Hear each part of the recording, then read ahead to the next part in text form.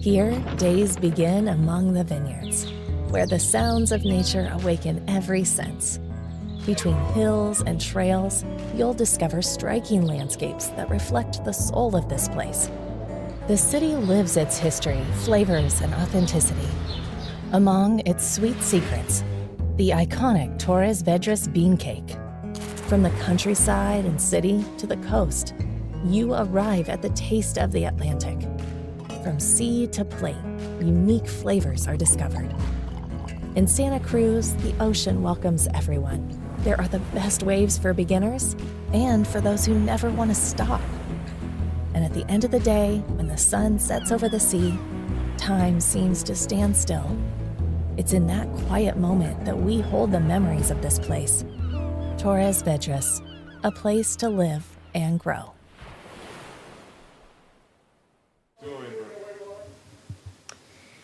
Good morning, everyone. Bom dia, as we say here in Portugal. I'm Nuno Cardoso. Next to me is Lourenço Grandella, as you can see there on the slider just beneath us.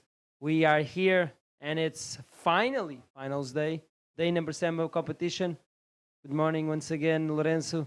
How are you feeling today for this last run of heats that we're about to unfold? And we're about to find out who's going to be the champions individually and also the team champion.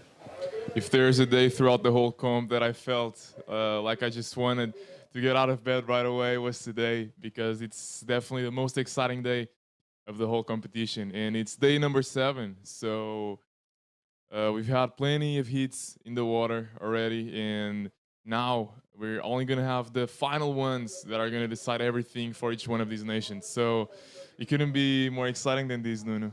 Yeah, I think that we start off with a lot of heats, and some of the heats, some of the days, are like big, long days of competition and kind of wears down on you. But then when it comes to finals day, you're all pumped up and you want to know what's the result of the work that all the teams, not only the surfing teams, but all of the teams that have been working here, from the judges, the live stream crew, our work as well, the beach marshals. Everyone is pulling up like a lot of effort for this competition to be held here in Santa Cruz. And it's all about this last day where you're going to crown individual titles, the team title as well. The team title as well, which is the most important one. And yeah, it's all comes through to this last day, and let's see who's going to come out on top. We got not a big schedule compared to the last days, but we got a nice schedule ahead of us. We're going to start with surf men's round number 5.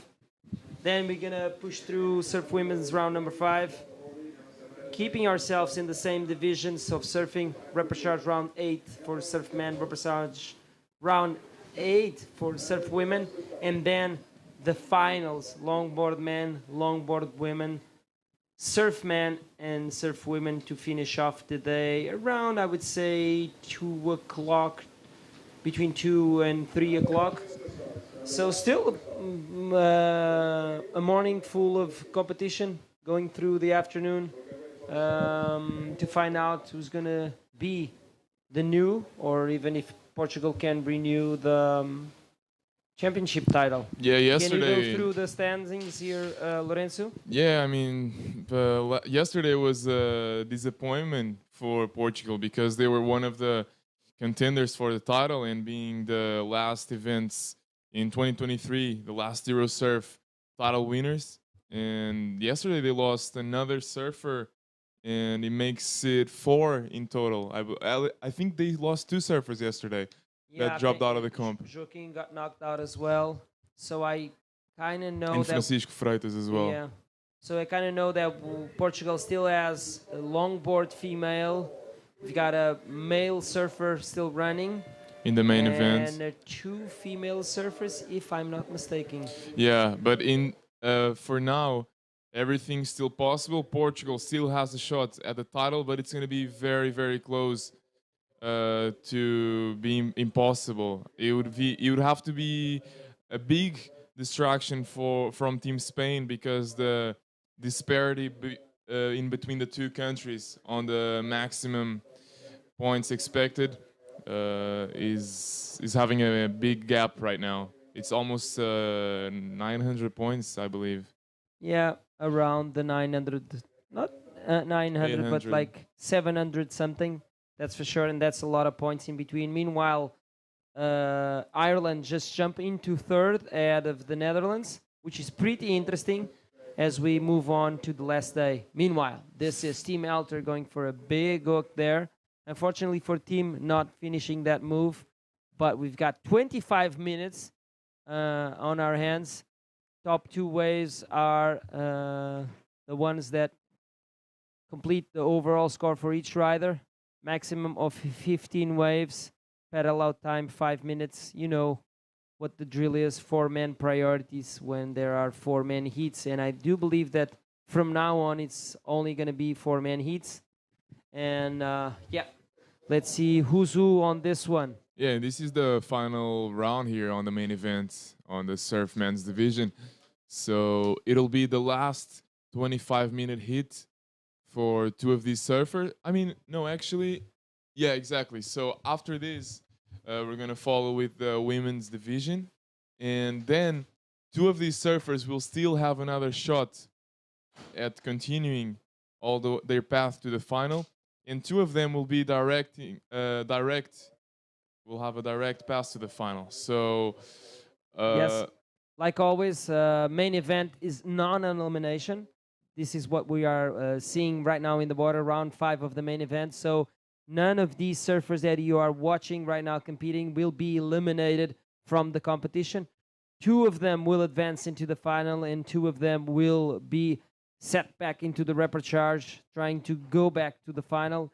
And the best news I can possibly give right now, and this is pretty exciting for 2 of the surfers in this heat, is that if they get first and second place in this heat, of course they are present in the final, but they will also win an all expenses paid trip to El Salvador to compete in the Alas Global Tour, which is going to be held in November from the 17th until the 23rd in Punta Mango Beach, which for the first time will receive an international competition. And that wave is just world class. So not only you get an all expenses paid trip to the other side of the world where the water is warm and the weather is nice, you also get to surf a world class wave and compete there. yeah, I mean that's a dream situation for the finalists, for the 4 finalists that'll be able to enjoy that trip and to compete. That's what all of these surfers love to do, is to compete, and having everything paid is just a dreamy situation. So we just had Team Elter. Here's the replay. He tried to force himself into that wave, and he did open that face to hit. Just not enough for a decent score. But Team Elter is keeping active, so well done by the German. And we saw the first wave for Guilherme Ribeiro. Tough end section there for Guilherme. He's not able to hold on to that move. And he's just deemed a 1.20. So still things are still pretty much slow. Looks like Luis Diaz was about to pull the trigger on this wave. But the waves today have a lot more energy than yesterday, Lorenzo. Yeah, and that's quite nice for a finals day, because you only have the best surfers out here out of the whole competition. So you definitely want some power. And Mother Nature heard us, and she knew that this is what we want for the last day of competition. So thank you, Atlantic Ocean. And despite the difficultness that we have here on the peak, not being exactly in a defined area, these surfers have enough experience to, oh, wow. That was quite unexpected to see in a hit like this, but it happens to anyone. So Team Elter there with a quite funny wipeout. I hope he's okay. He didn't look too gnarly. Yeah, Conditions are way different today. Meanwhile, this is Guilherme Ribeiro locking in a move there. Nice re-entry. He's going to love that. He's going to post the score under his belt right now. Wow, what a great turn there by the Spaniard, Luis Diaz. He's happy with that one. I do believe that the competitors right now are struggling with the conditions that are way different from any previous day that we saw here. And they are still trying to assess what's available out there. So that's why they're paddling and having a look at every single wave that they can get. Because I kind of realizing just by watching these first minutes in this first heat of the day, that is going to be the call once again. Try and catch a lot of waves and try and find a jam, because there's not like a defined peak, Lorenzo, at the moment that we can say there's a right-hander there or a left-hander there, or this place where they're staying is way more consistent wave-wise than another place. And I can notice as well there is a little bit of current. Meanwhile, this is the replay of that last wave of Luis Diaz. Yeah, sorry, Nuno. These conditions are favoring those surfers who have a very powerful single turn. Usually, it favors those who are used to beach breaks, because usually beach breaks have kind of less length to ride, less distance on the wave, comparing to those surfers who are used to those long carves and working their way up to section by section. So definitely those power surfers are going to have an advantage here. And there you go, the 6.5 by Luis Diaz. That was his first wave of the day, and getting him a comfortable place there on first at the moment. And then followed by Guilherme Ribeiro with a 4-point ride. So as you can see, with these conditions, we're going to expect a lot of single turn waves. And Luis Diaz just got a 6.5 with just one maneuver on his backhand. So, yeah, I mean, now Geroid McDade looking very powerful on that back hook. So, well done by the Irish. And that's going to be fighting head-to-head with a 6.5 from Luis Diaz, I believe. Indeed, Lorenzo. Our surfers are already warmed up into the conditions on offer on this day number 7. Luis Diaz, the most informed surfer right now in this heat, a 6.5 on his first wave. That was a good call there for the Spaniard. Last wave for Guilherme Ribeiro came in at a 4.0, and the last wave for Team Alter came in as a 3.33. This is the wave you were talking about, Lorenzo. Jory McCoy. Oosh, that's a big turn there, throwing a lot of water. I think the judges are gonna eat that up really well. Yeah. 16 minutes remaining on this one. Still plenty of time on the clock. We do remind you that today all of these heats are going to be 25 minutes, except for the finals, which will have 30 minutes. So there you have it. The run through the schedule of today, and we are about to unfold the first round of the day, which is the main event, non-elimination round. We would like to remind our viewers, every single surfer that is in this heat will not get eliminated out of the competition.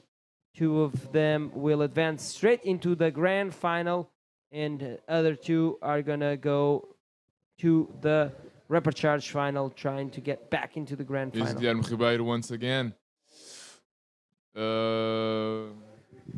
Was that a complete ride? We're about to find out if there is a replay. If not, I think the score will speak for itself, of course. Nah, not a complete ride, 1.10. The judges were really quick on that. Not as quick as Jared's wave. They are figuring it out what to give to that big turn. Meanwhile, this is Team Alter trying to find shade early this morning here on that barrel. But unfortunately for Team, the wave did not open up, allow him to drive through that barrel and get an exit. Yeah, and as I mentioned, the 6-point ride, as I said, it was going to be head-to-head with the 6.5 from Luis Diaz. So Geroid, with that backhand turn, he got a 6-pointer that'll get him the lead for now. And 10 minutes from the heats are gone. And so far, we had some pretty decent scores. And that's just proving that these surfers deserve a spot either in the repechage final or in the grand final. So Luis Diaz once again paddling into this one. Now on his front side. Strong first turn and gets a bit out of balance there for that finishing move. Ooh, steep drop there for the Irish, and that's in and out. Exactly. First wave for Geroid, a 6-point, nice way to start this heat. The two surfers that took some time to select waves were the ones that got rewarded at the end of their first waves, of course. 6-5 is still the best scoring wave of the seat so far, and it belongs to the man in red, Luis Diaz. On your screen right now, paddling is Guilherme Ribeiro. I feel that there's a lot of current. This is the replay from Luis Diaz. First hook, set and done. And then it looks like the rail of his board got caught up in the foamy section. He was not able to time that last end section on that left. No. In conditions like this, I believe that those who are catching the waves on their backside could have some advantage there because they could probably put some more power on their backhand hooks. Because the front side surfing, it could require some more wall to ride to prepare for some more progressive surfing, while the backhand surfing is more about those bottom to top turns, Yeah, that's what the waves are providing. Look at Good this example here of what you're saying, Lorenzo. Yes, for the front side, probably need a little bit more of a open wall. And as is in backside, it's just the bottom turn and then big hooks like Geroid has been throwing at us. And he's going to post another good score here. And I do believe that after this wave, he's going to take the lead, Lorenzo. There's a high probability that can happen. I think it's almost 100% guaranteed that Geroid is going to take the lead. He's only needing 4.21, and that turn was pretty good for that score. So Team Elter now, he doesn't have a backup score yet, so he's dealing with a 1-point ride. I think he'll easily replace that as soon as a proper wave comes through. And Guilherme Ribeiro here, he's running out of time. He still needs to put on two decent scores, I believe, because Luis Diaz and Geroid are not going to take it any easy till the end of the heat. Last wave for Luis Diaz, 3.7. He was temporarily leading with that backup, but just now Geroid got a 5.17. It's 5.17 as a backup. And he jumps into the lead like we predicted. So first now is the Irish surfer in white. Second is the Spanish surfer in red. And third is Guilherme Ribeiro. He's in the yellow jersey. He's on the hunt for a 6-2-1 if he wants to attack one of those two top positions in this heat. Team Elter is a little bit far behind, not too much, and needs a 6-8-7 to attack that second place occupied by Luis Diaz at the moment, like I was mentioning. Lorenzo, if I add on the line all expense paid travel to El Salvador, I would be catching as much waves as I could, and I would even maybe bite the ears of my competitors just to take a win here. Mike Tyson style. Exactly. Yeah, I mean, it must be really tough to not make your hits knowing all expense paid trip is on the line, especially to El Salvador. That's just wow. In November, imagine winter starts here, and you get to pack light board shorts and a few t-shirts. Yeah, to the Ecuador, basically. Yeah, it's almost in the Ecuador. Okay, they will still have a chance to get back into that prize, but they have to go through the repechage round. This is the way it unfolds here at the Eurosurf 2025, part of the Santa Cruz Ocean Spirit International Wave Sports Festival here in Praia do Navio, beautiful part of the west coast of Portugal, of course, which is Santa Cruz in the council of Torres Vedras. Uish, that was Team Alter. I don't know if this was his first move on that wave or second. We'll have to wait and see a replay. Meanwhile, Garrett pulling the trigger on this one, going big on that end section. Is he able to hold on? Unfortunately, not for the Irish surfer. Nevertheless, he's still in first. This wave will be a throwaway. 9 minutes remaining, Lorenzo. It looks like Guilherme Ribeiro isn't finding the right spot to be. While Luis Diaz and Geroid are under priority, they've been catching a lot more waves than the Portuguese surfer, and he gets that barrel. Team Elter, wow. Very unexpected in these conditions. And Team's been putting on some barrels throughout the comp. I remember he was one of the first surfers to find out some visions there. So well done. And another good turn for Tim. Wow, he's having fun there.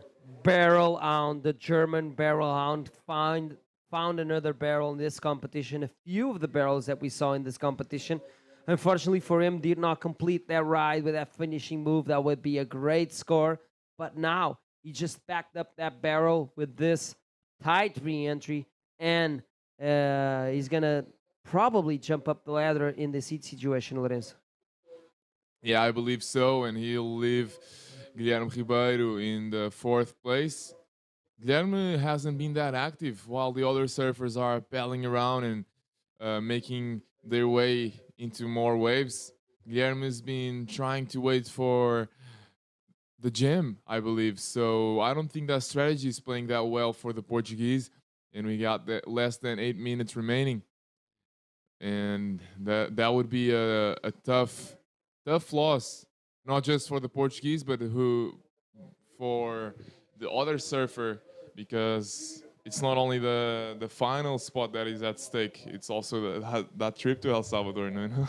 Yes, for me, that would be the most precious prize in my head. Of course, I would want to win the competition, would want to help my team, but on a personal level, I would be keeping my dream head on El Salvador. That previous wave from Team Alter, the barrel, got him a 4.3. Best scoring wave for the German so far. He moves up into the 3rd position in this heat. And his last wave, a 4.27. So it doesn't change his situation. He needs a 5.91 to second. Guilherme Ribeiro still needs that 6.21 to second. But both Luis Diaz and Gerard McQuaid have still plenty of time to improve their backup scores, especially Luis Diaz, that's trying to get rid of a 3.7. Geroid is trying to get rid of 5.17, which is a little bit higher than that 3.7. So everything is still pretty much open, and two of these guys are going to fly to El Salvador in November. Yeah, yes, they are.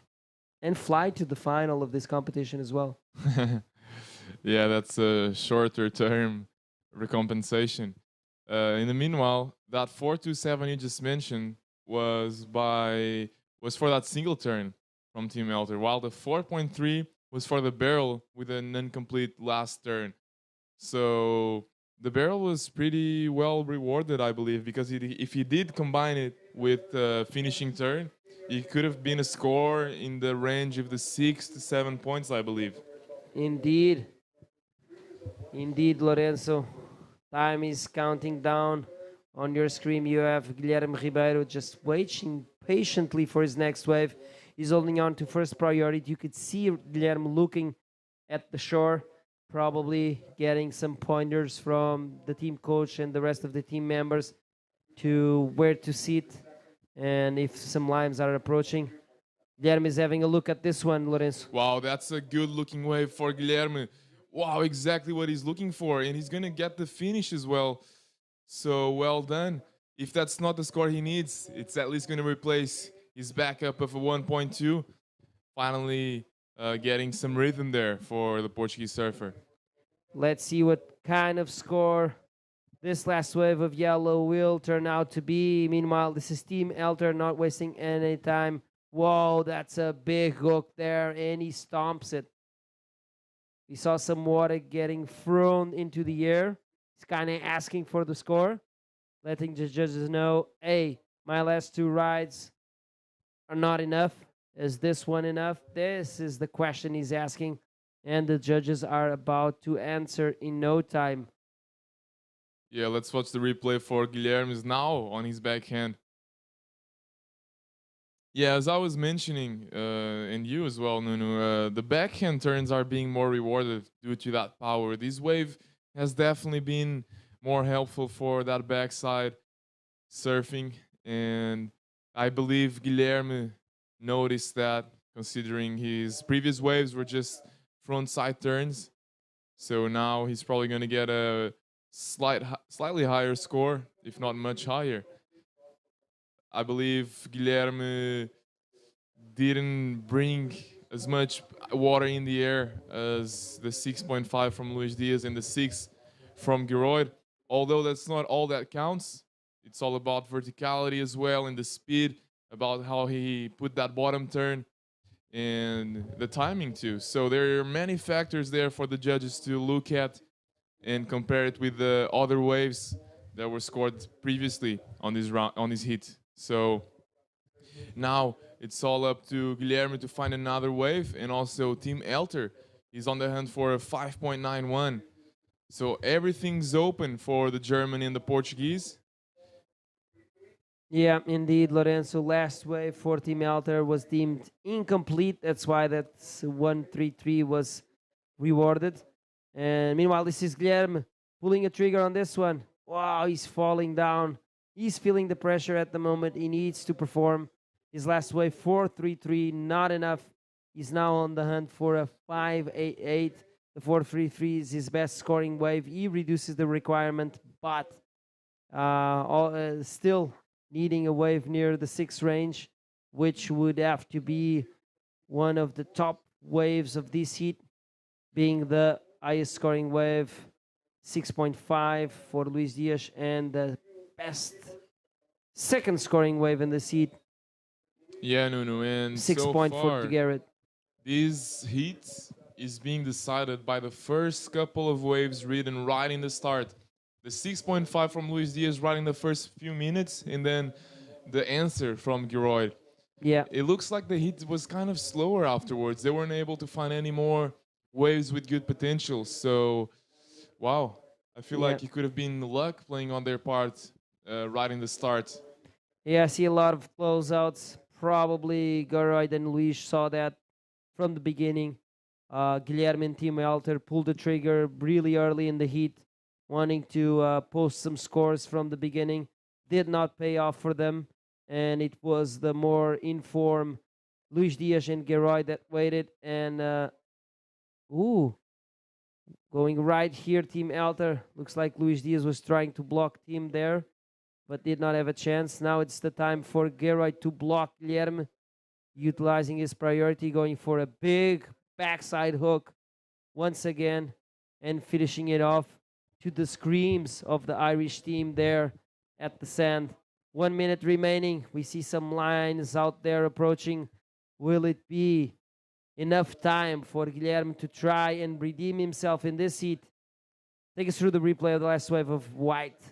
Yeah, he was waiting for that end section there, and Geroid hit it pretty much with perfection. I mean, that was quick and power on that turn. So, yeah, I feel like Geroid has a pretty safe spot there. It'll all come down if Guilherme can get the score, the 5.88 here on the last chance. 20 seconds remaining. And let's see if he does get the chance there. Ooh. This is not going to be it. 15 seconds remaining. I don't see any lumps of water coming his way at the moment. And you can see some frustration there. Guilherme slapping the water. The defending champion of 2023 edition is getting knocked out from the main round, going into the reprecharge round alongside Team Elter.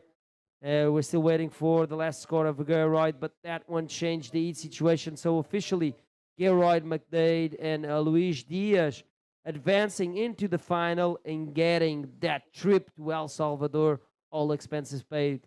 Folks, don't go anywhere as we're watching the Irish team about to receive the winner of this heat there. And we'll be right back after this short commercial break. Só há um lugar para viver o melhor do oceano e da música. O Santa Cruz Ocean Spirit. De 18 a 27 de julho, mais de 350 atletas de 20 nacionalidades competem em surf, longboard, skimboard e body surf. E quando o sol se põe, concertos grátis com Neima, Valete, Pagode Gringo, Super Squad, Mercado Negro, Show das Poderosas, Branco, Caixa Cedré, Fun Connection, Napa, Tiago Nacarato e muito mais. Santa Cruz Ocean Spirit. Vem surfar a melhor onda deste verão.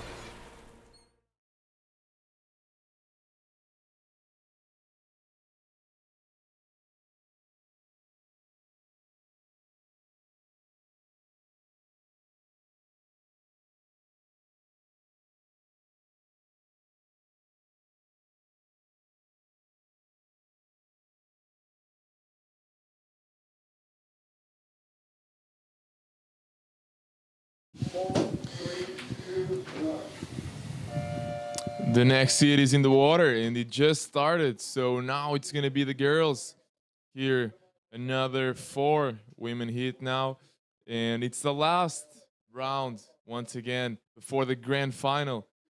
So 2 of these surfers are going to get an all-expense paid trip to El Salvador and a chance to compete there. So, yeah, it just puts so much more pressure. At least if it were me, I would be very nervous because I would not want to miss the opportunity to have that trip paid.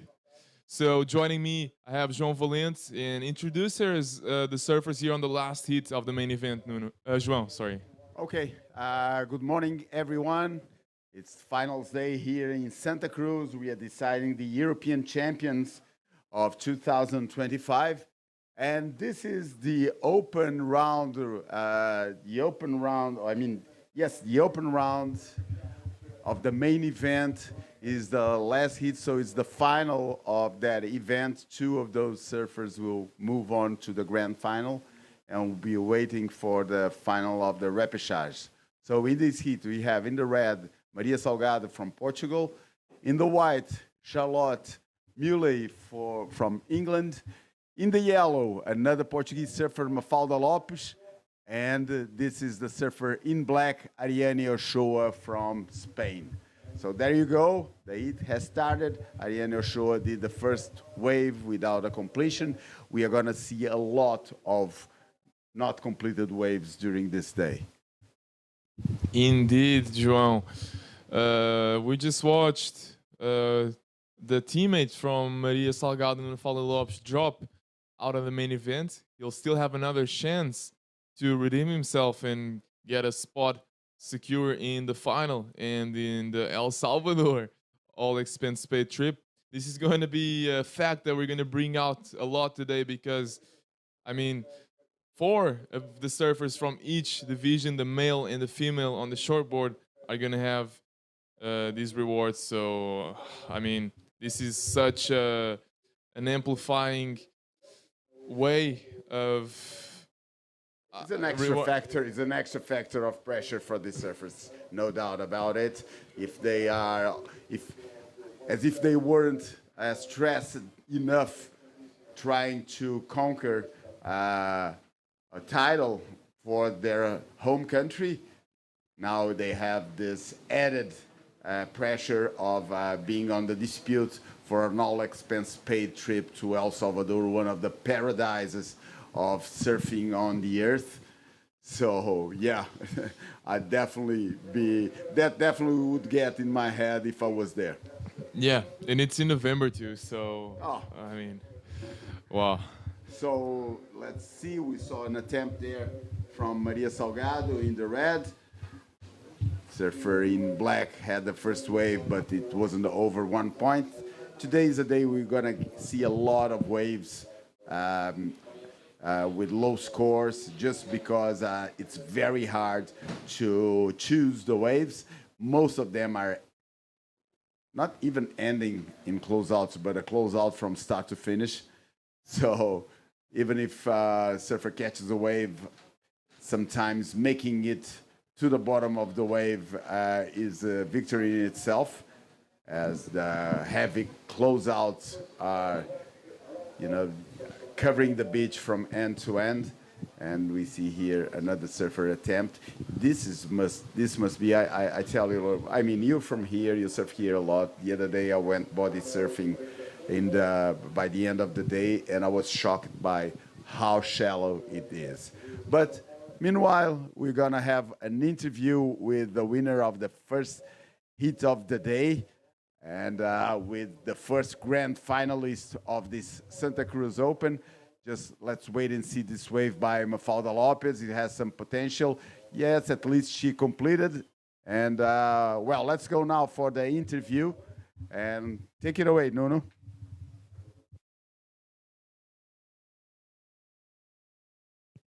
Thank you, boys. Good morning. I'm here with the winner of the first day of the heat, and Garage McDade taking a very important win for Team Ireland. Starting the day off, you guys are in third in the team ranking, so that must got the team pumped up. Now you taking a win, the team is even more pumped up. How good does it feel to be in the final? Yeah, it's amazing. To be in the final alone is epic, and then we have two other people in the final, Tom and Ruby. So yeah, we're in an amazing place for team rankings, and 3 goals hopefully we get, and yeah, hopefully we'll take home a good team medal as well. So good start to the day all around. You're skipping the repertoire round, that must feel good. And already in the final, I don't know if you know, but you just won an all-expense-paid trip to El Salvador to compete in the Alice Global Tour. How does that feel as well? Yeah, that's pretty cool. Yeah, I didn't know that. So that's a bit of icing on the cake, an extra trip and another contest. Looking forward to that. And yeah, missing those repertoire rounds is amazing. Yesterday, just squeaked through and it saved me 2 heats, and that was a big thing. And now it just saved me another heat today. So yeah, delighted to skip a couple of heats and be finally in the final. I'm gonna let you rest. You wanna take time to send a message to anyone that's watching back home? Yeah, thanks to everyone watching at home. Thanks to my parents here, all the team, everyone that's watching back home. Very happy Irish indeed. Meanwhile, back to the heat. Here we have Mafalda Lopez in first, sitting on a 3-pointer. And we see here yet another wave for Maria Salgado. This one looks much better. Maria Salgado has scored a 1.07 on her previous wave. Now we have surfer in white, Charlotte Mulley. Yeah, and in the water, we got the previous Eurosurf winner, Mafalda Lopes. She's now defending her title, and she's one of the most experienced surfers here in the competition, and one of the few females that are very, very good in the air game. I've watched Mafalda Lopes through some airs, even in the competition environment. So not in this comp so far, but in the past, I mean, she takes the national tour here in Portugal, does some QSs as well and Challenger Series. So we've seen Mafalda Lopes here compete in one of the biggest stages of surfing. So she's definitely one of the names to look after in this competition. Oh, definitely. I think she's on the paper would be a theoretical favorite, just because of how of her experience. I mean, she competed on the Challenger Series, as you said. She's the defending champion, so she has all the right in the world to claim some favoritism. But you know how things are. It's not about the theory, it's about the practical side of things. And she'll have to put all the talent and all that experience into play in this very, very challenging environment of this final. It's very, very demanding conditions. Most of the waves are, I mean, it's not most of the waves, all of the waves are closeouts. It's just a matter of finding the room to put on 1 or 2 moves before it happens. But right now with this tide, it's very, very difficult. So yeah, anyway, the last wave of Maria Salgado came as a 2.4. So she's currently leading. Mafalda Lopez is in second. And well, I'm not going to say how much they need because it's a very low scoring heat so far. And there's still much room to improvement. Pretty much any wave that the surfers get will go into their score and possibly changing situation. So it's just too early in the heat, although 10 minutes have already passed by. Yeah, and as we've seen previously on the first heat of this morning, the boys, they've been putting on some pretty strong backhand hooks, and that's been the most rewarding turn comparing to the frontside waves we've seen, because this is what these waves are providing for today. You're most likely to hit a stronger backhand turn than a frontside turn on conditions like these, because the wave is only offering a single turn maneuver pretty much, and without that much of an open face to hit, you just get sort of an advantage on your backside surfing. Yes, it can be, but you know, this is totally the situation where I call it 100% random. It's anything can happen in situations like this, as we see Mafalda Lopes going for yet another one, but she opted to avoid that heavy section over there. And now it's the turn for Ariane Ochoa from Spain. Find some room. Let's see. No, again, not finding the room to place a maneuver there. There's going to be lots of situations like this. Very fast, very heavy shore breaks. As I was saying before the interview, Lorenzo, I was shocked by how shallow it gets over there. You can see that just after every wave, the white water is all mixed with brown water, meaning there's lots of sand being pulled off the bottom, and it's just a signal of how shallow it is. So when you see somebody opting for not going on a wave, you can be sure that a lot of it has to do with how shallow it can get over there. So it's just an extra degree of difficulty the surfers will have to deal with throughout this day, when it's the biggest swell of the whole week. So as far as your heroic antics go, it's just a very welcome situation for finals day, but still very, very difficult for the surfers. And actually, and sadly I add, it's creates a lot of room for the luck factor. Yeah, most definitely. And despite being the biggest swell, this is more of a wind swell today, because in the third and fourth day of competition, we've had some bigger waves than today. I believe we had some serious wipeouts, and because it was less wind and it was more of a proper swell. Attention here, Lorenzo, sorry, but this is a good-looking wave for Mafalda Lopes, and yes, she managed to pull out that finishing re-entry, and in a day like this, that will count a lot. Oh, definitely. I believe that'll be a keeper with just 12 minutes remaining, and Mafalda didn't have a backup score yet, so I believe that's going to be her highest scoring wave. She has a three-pointer so far. Yes, smart move there by Mafalda. She managed to get to that section in a timing where it wasn't that critical, and then it eventually became critical as she was riding it out.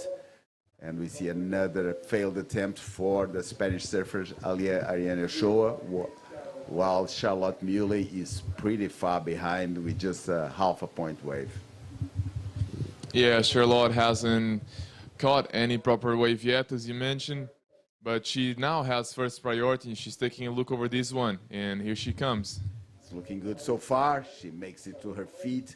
Now she does first turn, but not really taking her anyway. That's the problem, Lorenzo. The waves here today that are more welcoming for a takeoff and a drop are usually the ones without a proper section to place a critical maneuver. So it's a double-ended thing. If on one side, oh, look at that. 5-point ride for Mafalda Lopes. Definitely a keeper. Well done for the Portuguese surfer. And again, the title defender. So she's showing us that she wants that title once again. And Maria Salgado, she's preparing for that end section. And is that a completion? I don't think so. No, I don't think so. It was a very small wave, which is smart because the big waves, as you see, are closing out too fast. And so opting for these little corners on offer might be the smartest option. At least the surfers will be able to place 1 or 2 turns before it closes out. In this case, she couldn't complete that one. He just found an incoming wave from other direction that killed her options in there, but still good effort. It's a 2.07, so it goes on their best 2. It's just a very low scoring heat, so any wave can count. Yeah, this is one of those situations where you could just see a whole heat change out of nowhere, even in the last few seconds of a heat, because the demand is so low. And these surfers all have enough level to get those scores. It all comes down if the wave they're looking for does come in or not. So here's the replay for Ariane. Ariane finding a little room there for a small off the top. That won't do much for her aspirations on the heat. She's in need of a 3.47, which is already a considerable enough score for the conditions that we have today. In fact, it's very hard to find any high-scoring waves here, so we'll have to count on these low-scoring ones. They might be decisive for the heat outcome. But for now, things going well after losing their representative on the final on the grand final and being relegated. Now, well, Ariane Ochoa has just, that's what you see, a 3.6, and all of a sudden Ariane took second place from Maria Salgado. Maria Salgado is currently in third place, needing a 2.21. It's not much, but it can be hard to find. While Charlotte Muley finally scored something over 1 point, the 1.23. She's in fourth place, looking for a 3.38. Yeah, and this could put some more pressure on Maria, because now she's not defending her second place no more. She's, in fact, needing a score.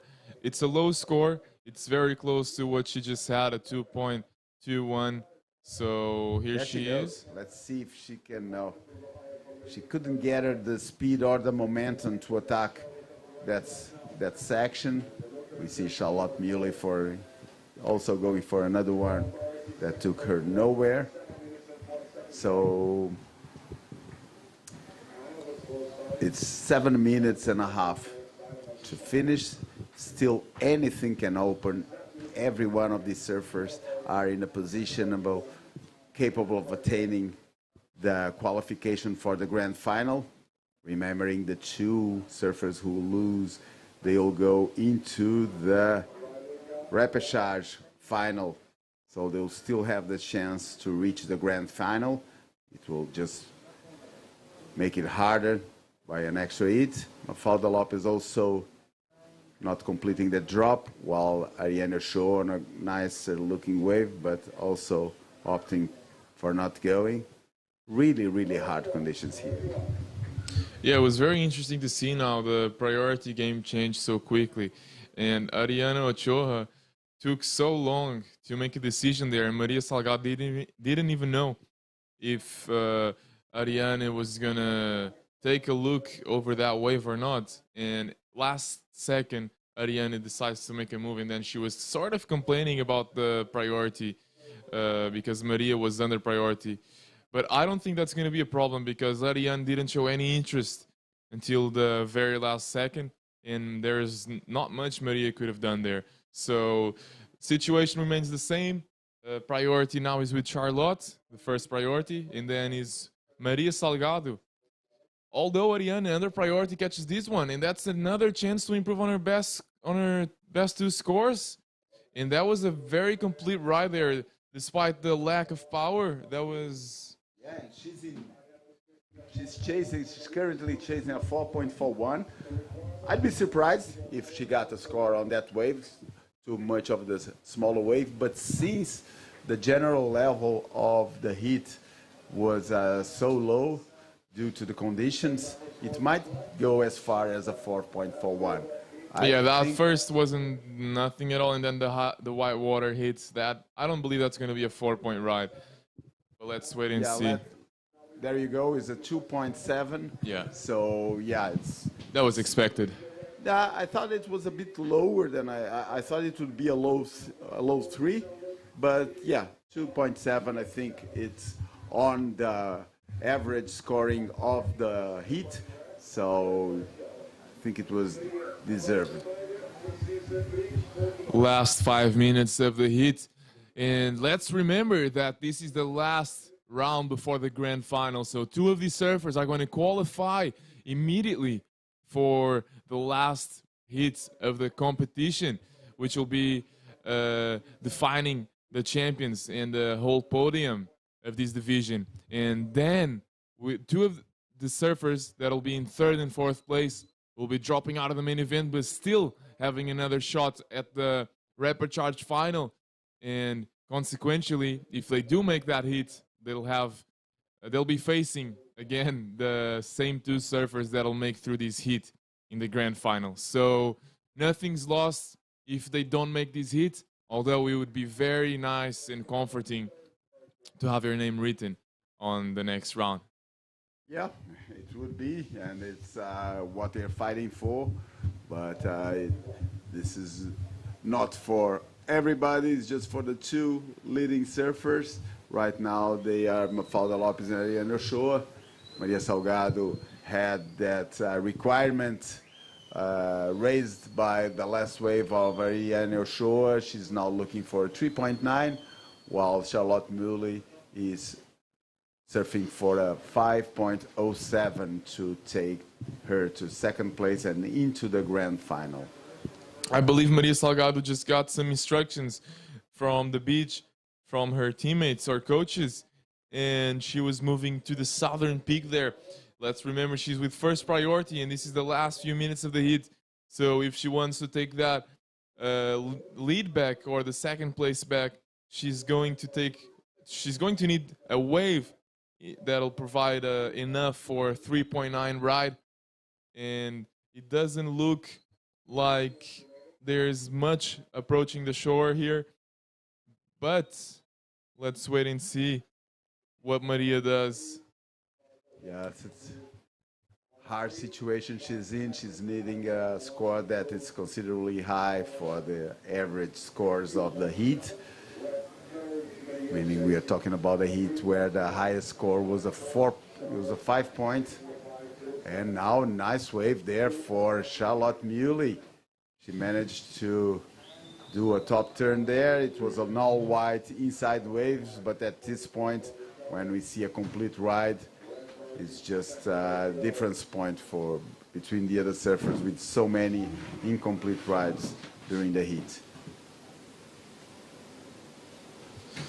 Yeah, this is very interesting to watch because Mafalda has her teammate there on the 3rd place and Ariane Ochoa in 2nd.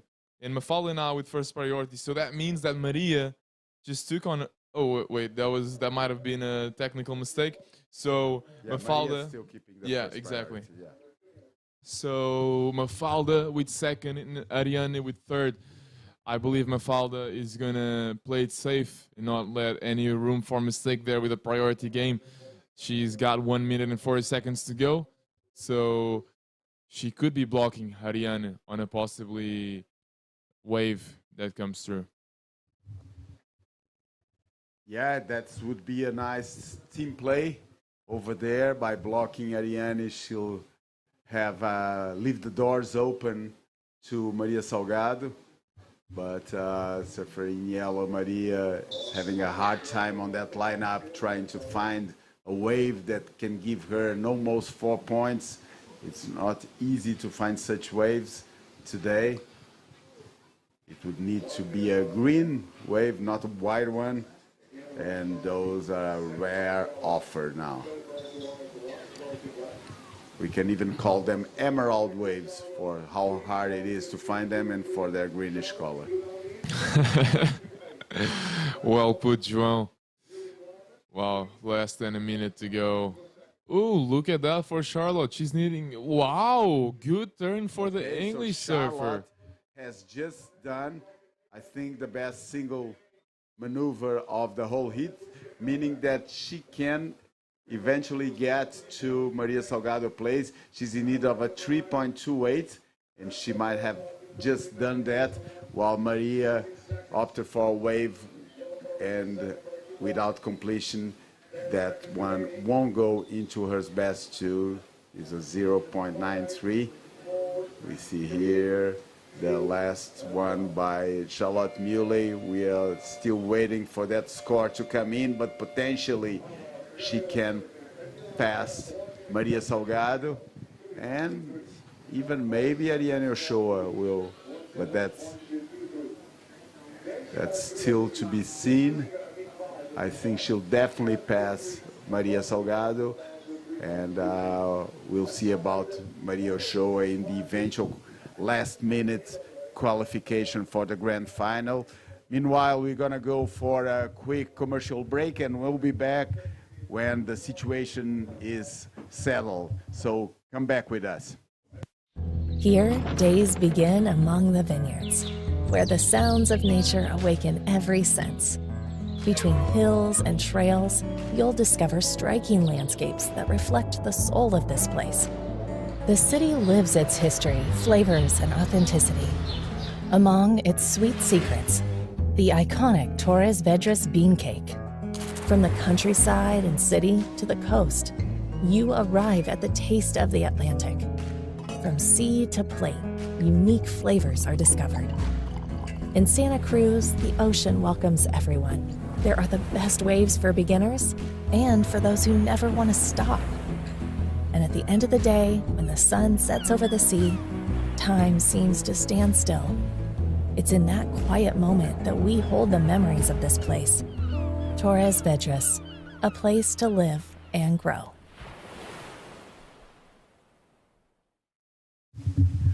Welcome back, everybody. We were waiting before the commercial break for the last score for white, and look at it.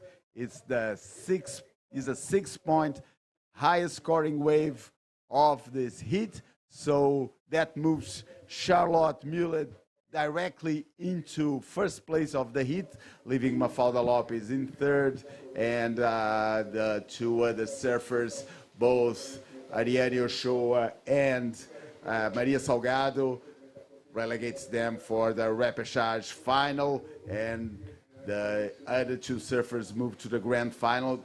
Great buzzer win for the British surfer after spending most of the heat, pretty much all of the heat, on fourth place. On the last wave, she moved into first. That is a buzzer beater as good as they come for the British surfer. Lots of reason for them to celebrate. Meanwhile, here we are now.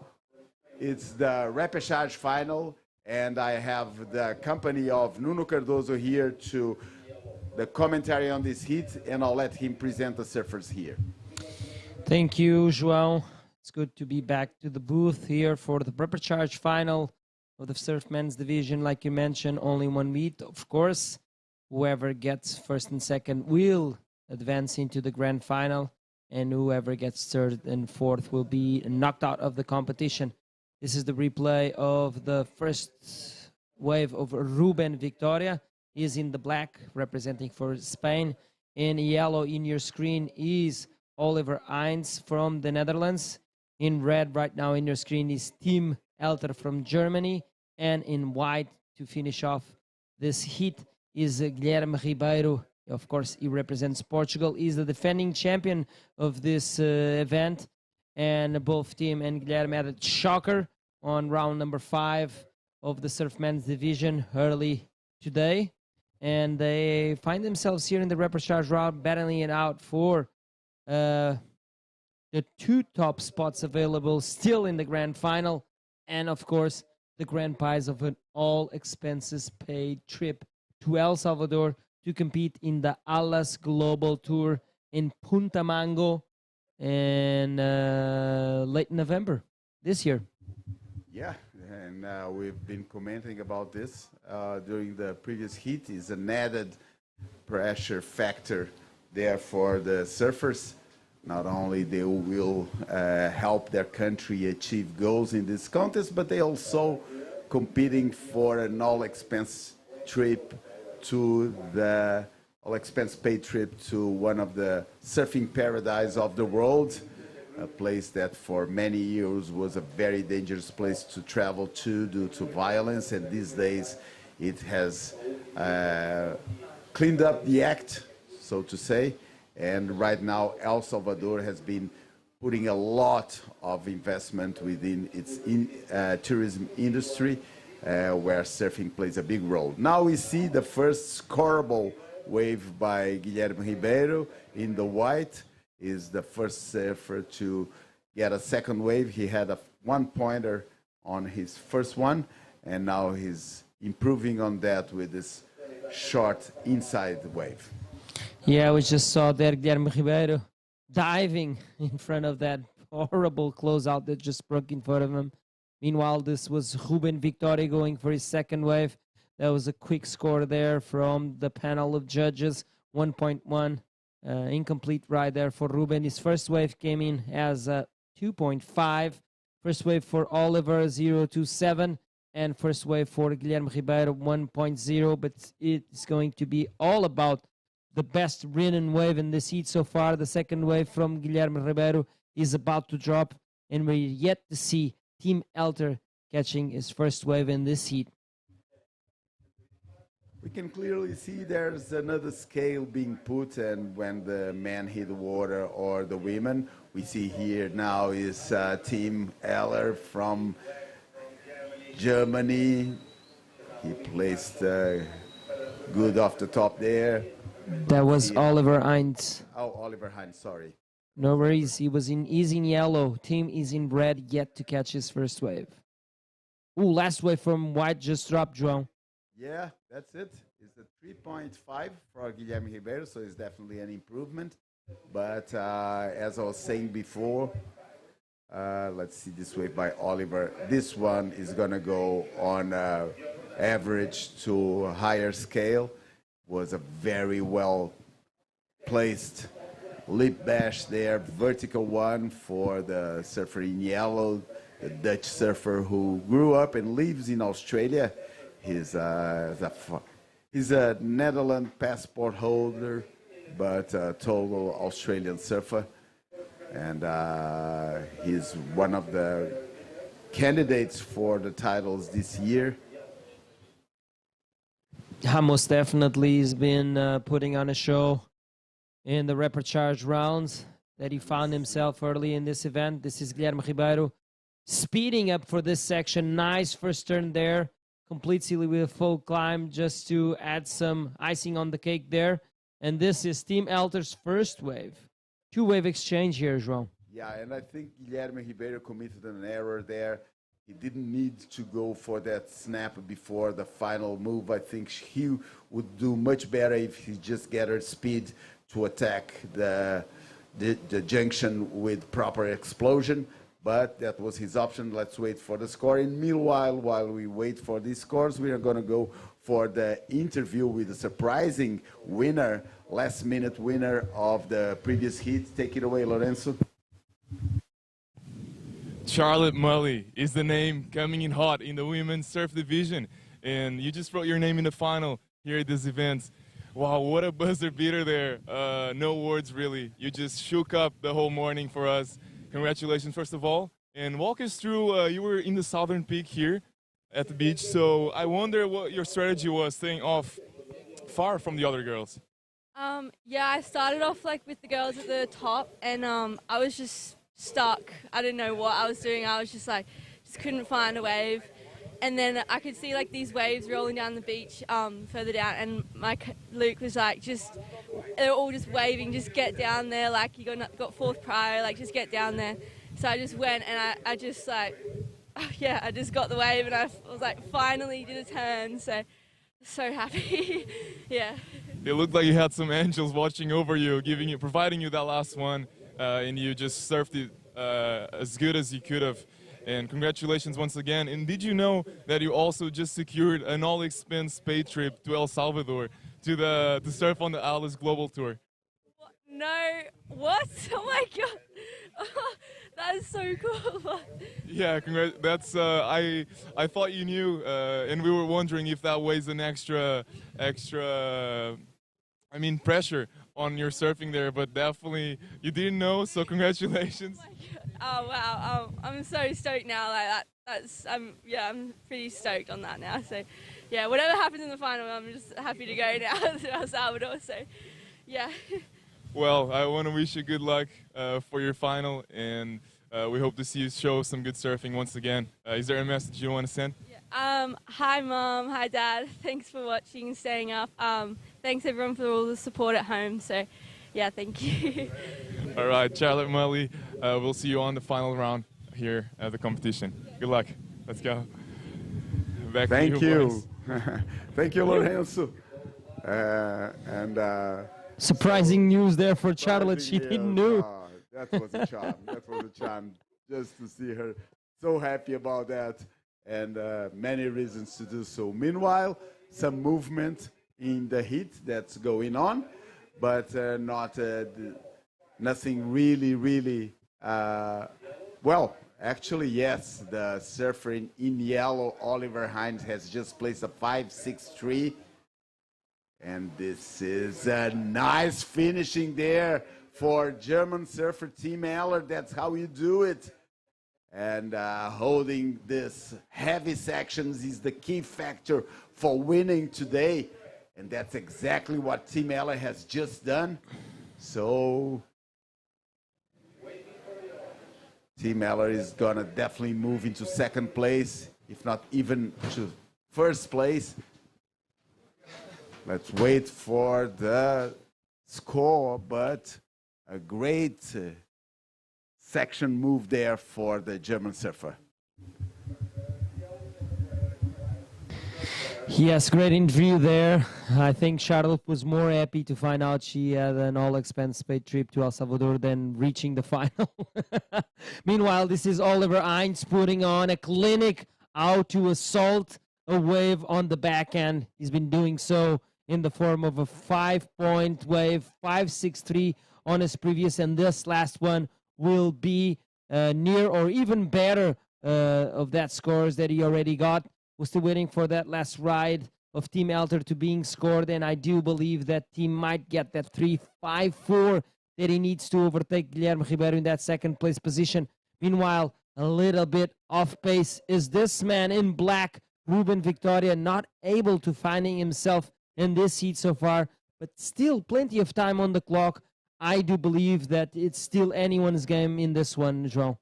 Yeah, it's as long as the scores remain within this area, it's still open game for anyone. But for one thing, I don't think anyone will take the first place from Oliver Hines. He's been surfing a notch or two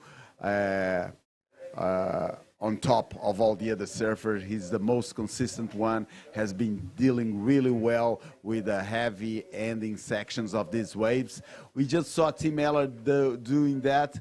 He scored 4.4 on that last one, which was even a little below what I thought it would come. It was a very, very heavy section that he had to deal with, came in, flying off the lip onto the bottom of the wave. Still, he moved into second place. And the key factor here has been the consistency of holding on to your feet when hitting those last sections.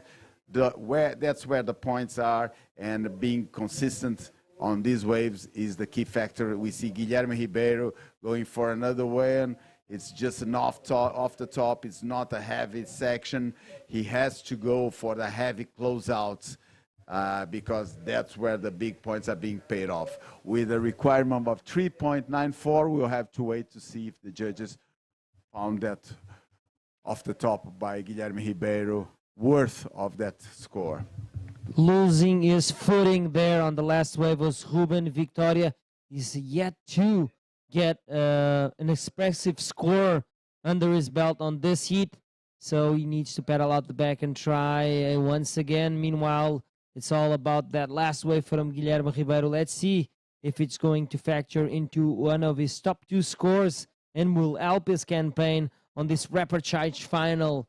The path to the grand final, first and second will qualify into that grand final, and unfortunately for third and fourth in this heat will get them knocked out of the competition and equal 5th and 7th place standings. So guys, this is what we're waiting for throughout this whole entire week. Finals day. This is where we get to see who's going to take the individual titles and who's going to bring home the Team Nations title here at the Eurosurf 2025. Now it was a nice looking wave, but the thing is that he couldn't simply get any speed to deal with the junction, and that is the thing here.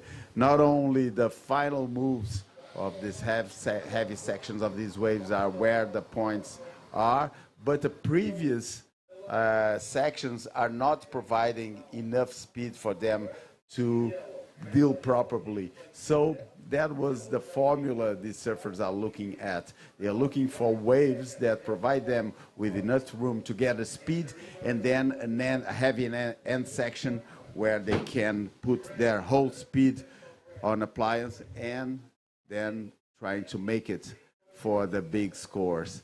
Last wave by White, important wave, moved him into second place, so the surfer in white, Guilherme Ribeiro, he scored a 4.20. It was a very important move, puts the Portuguese within the qualification region of the heat again, but there's still 10 minutes to go, so much will happen on this heat. We see surfer in red trying to counteract that attack by the Portuguese surfer, and he'll definitely do that. He's needing a 3.3. It's a small, slow wave from the inside, but with 2 complete maneuvers. And at this point, I'll confess that to you, Nuno, I'm kind of lost within the potential of the waves we see.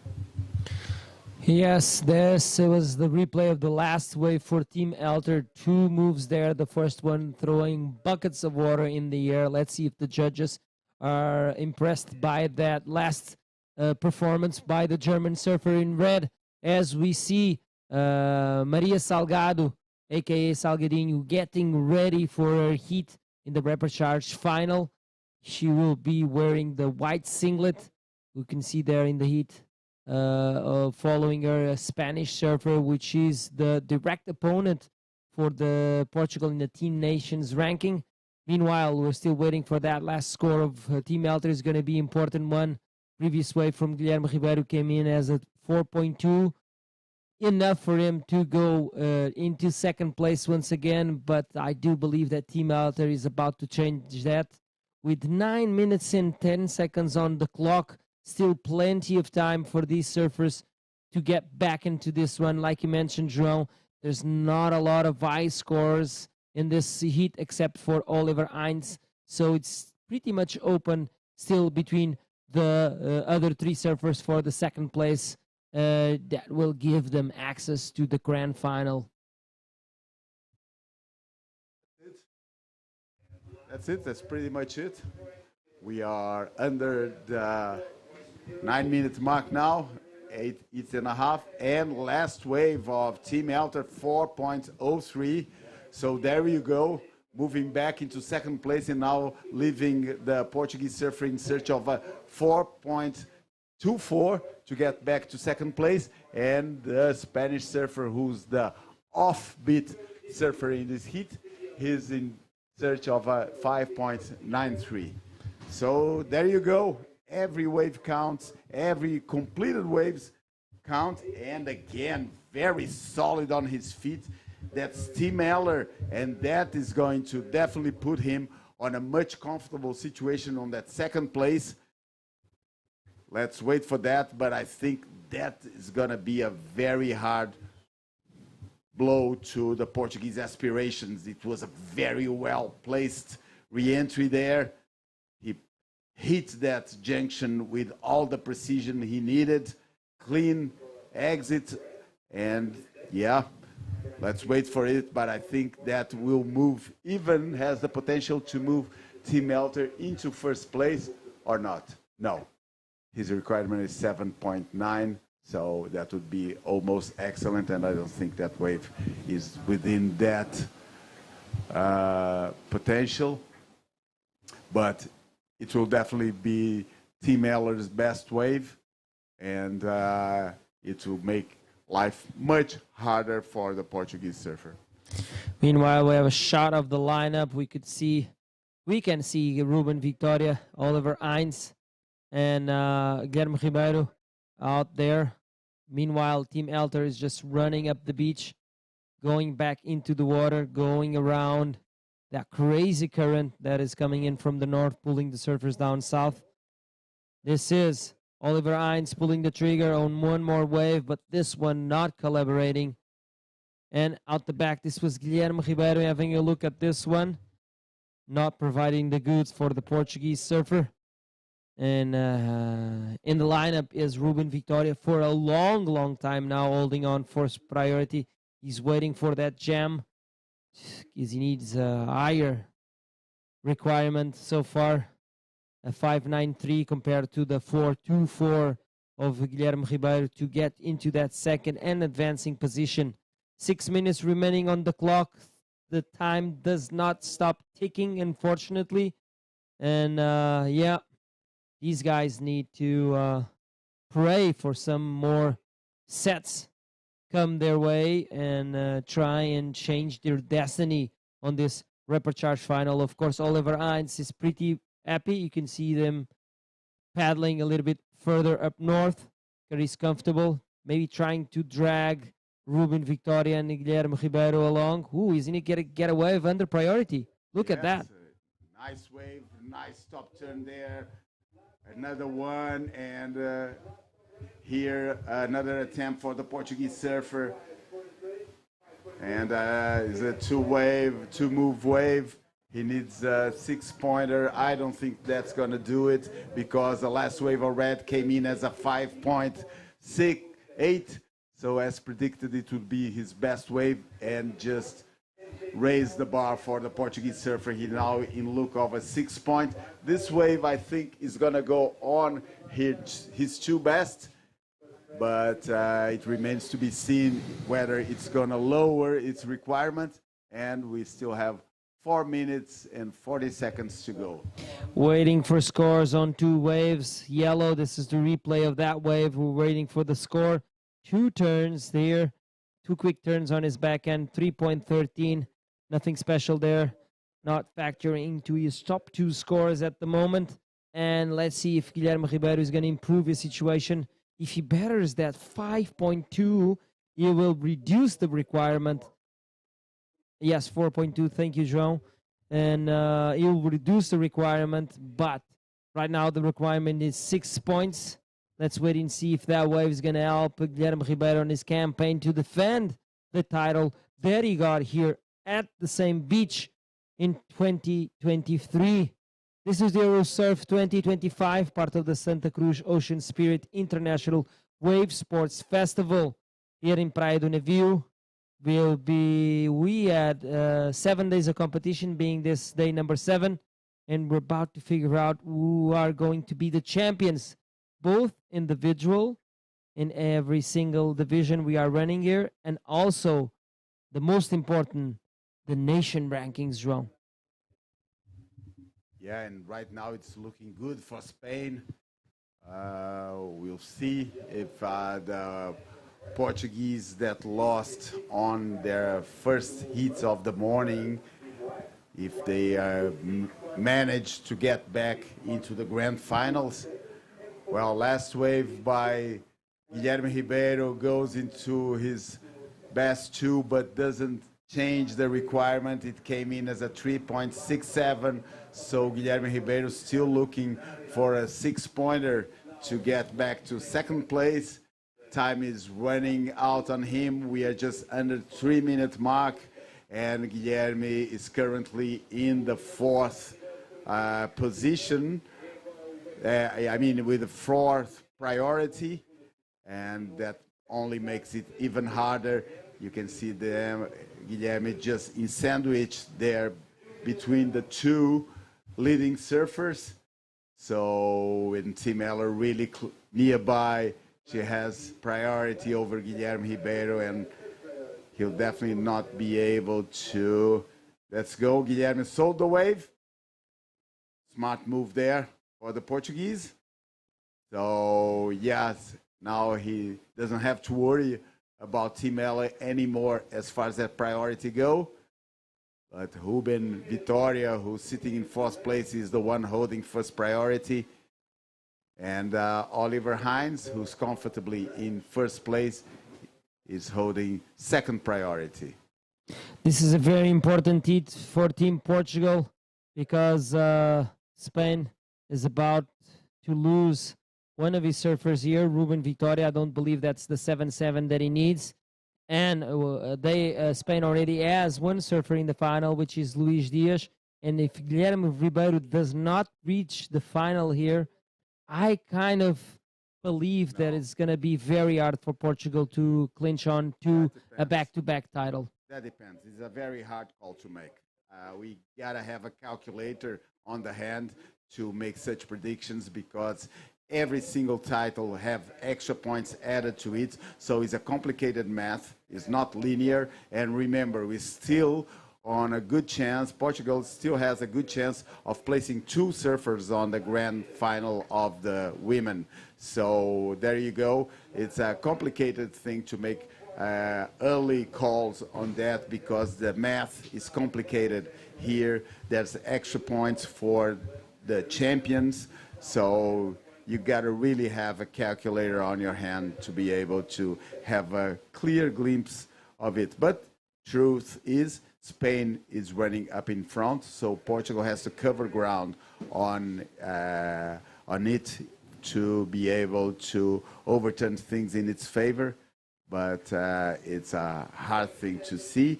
We see now good wave with nice potential for Guilherme Ribeiro. He goes for a snap layback, poorly executed, but he really had to try something special.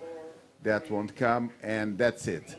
So Oliver Hines and Tim Eller from Germany moving on to the grand final.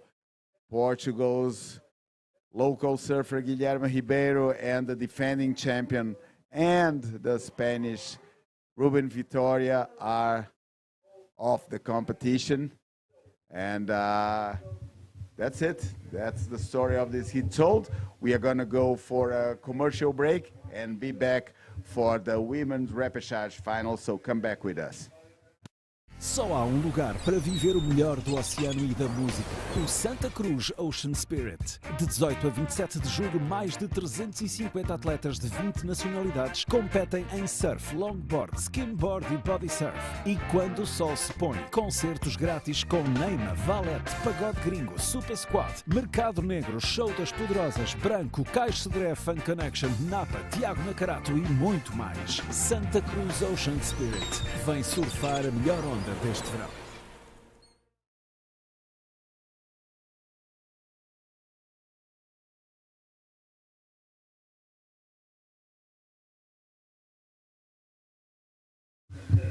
Welcome back.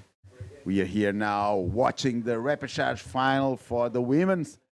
And action starts right off the bat with Portuguese Maria Salgado on her first wave, finding some room there to play some turns, and that's a good thing for now.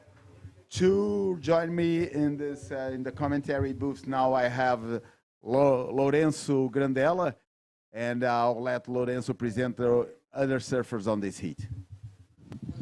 Yeah, so the first surfer to catch a wave on this heat was Maria Salgado, the Portuguese rider, and then Ariane Ochoa, the Spanish rider, then Alice Barton for Team England, and Camila Kemp for Germany.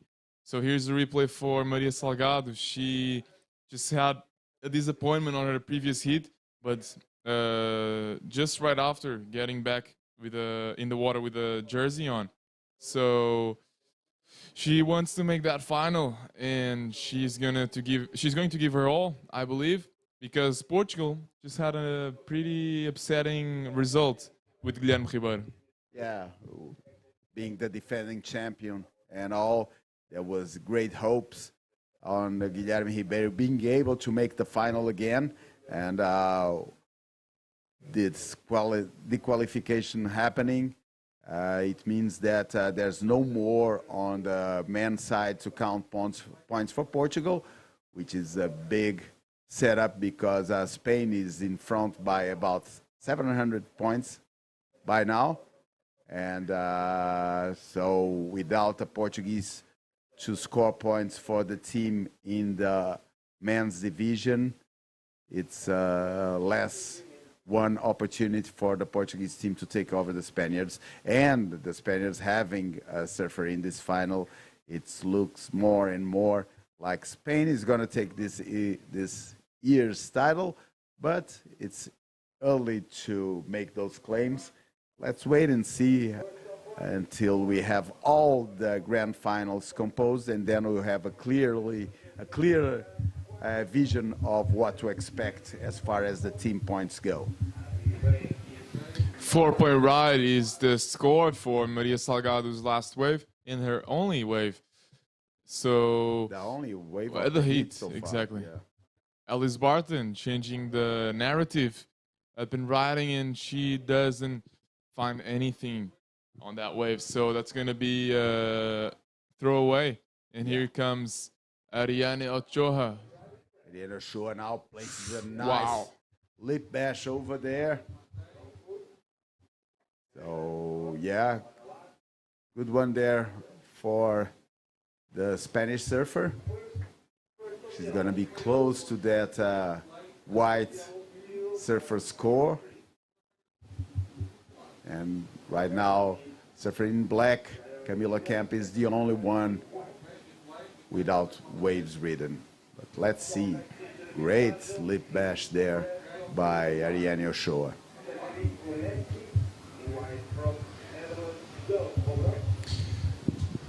Yeah, it's been a tough morning for these surfers.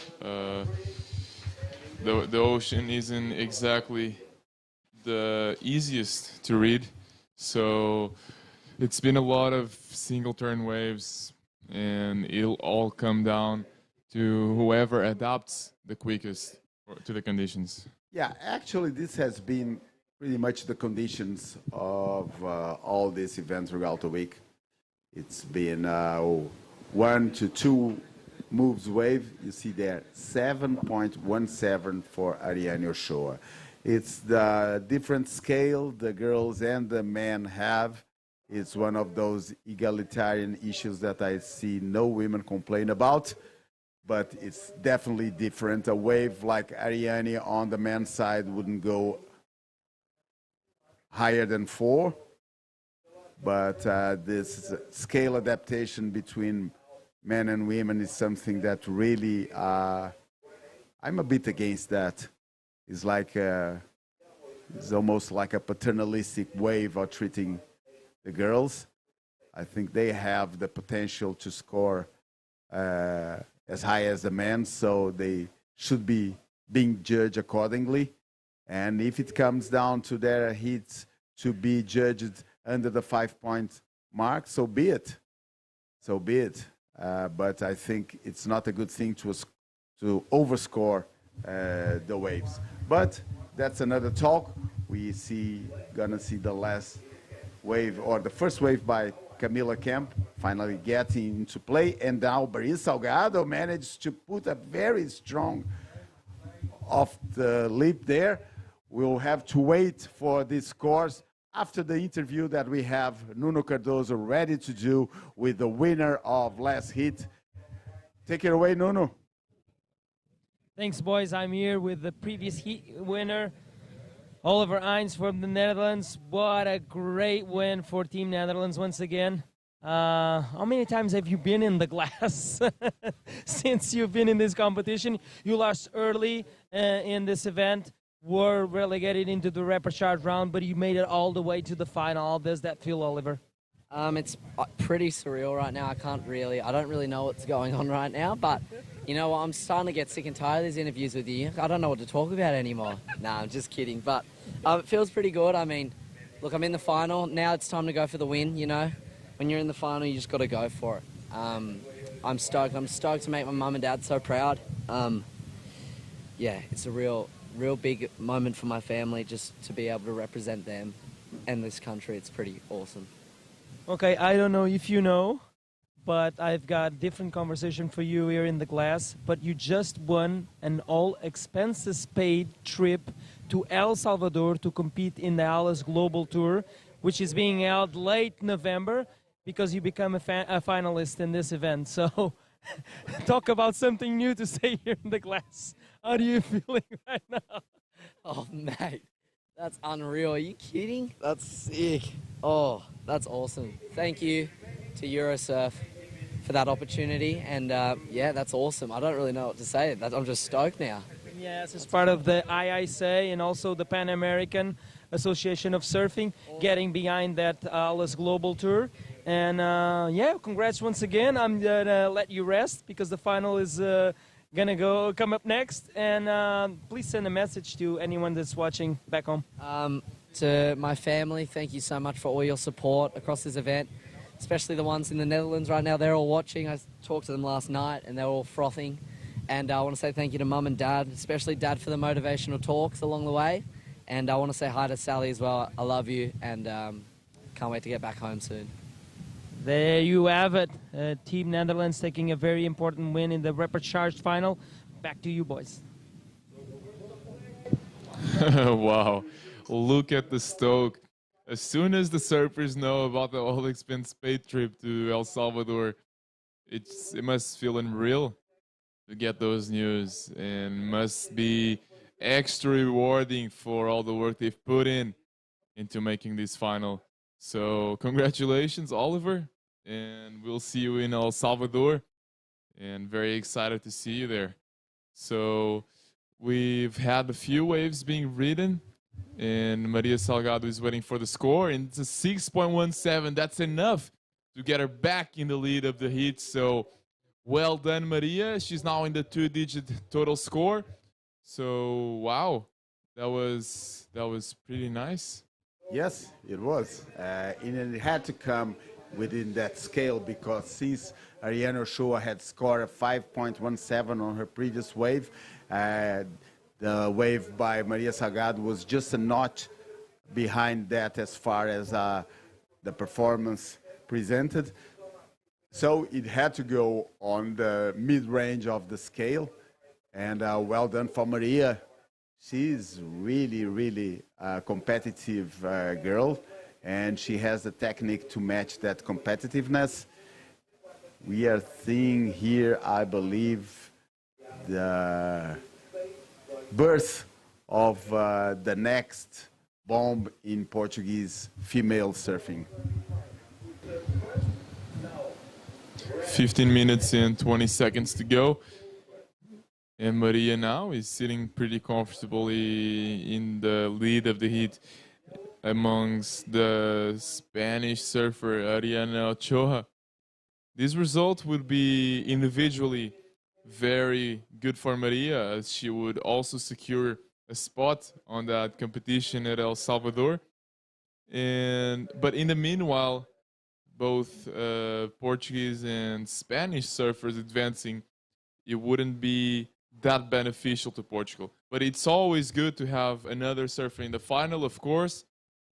So let's see what it all comes down to, as Alice Barton and Camila Kemp still have chances to pull off a magic trick off their sleeves.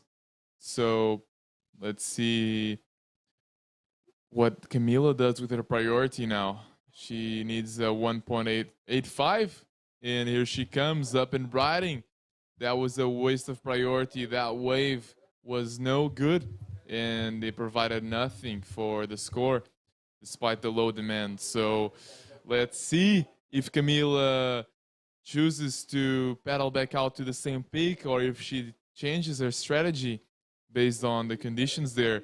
And now we got Ariana Ochoa paddling there, and a missed wave for Alice Barton that we hadn't watched. What a turn there, João. Yeah, that was a good one. Yeah, it will put her on the discussion for qualification, definitely.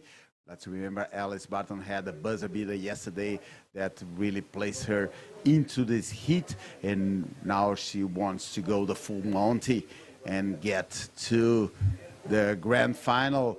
But for that, she'll have to defeat other three also very hungry surfers.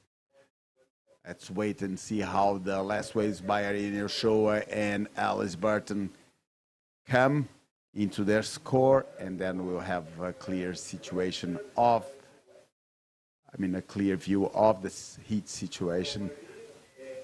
Right now it's white in first, red in second, looking for a 3-point to get to first. Okay, so we have the score for Alice Burton, and it's 5.43, and this moves Alice Burton into third place, needing a 1.75 to go to second place.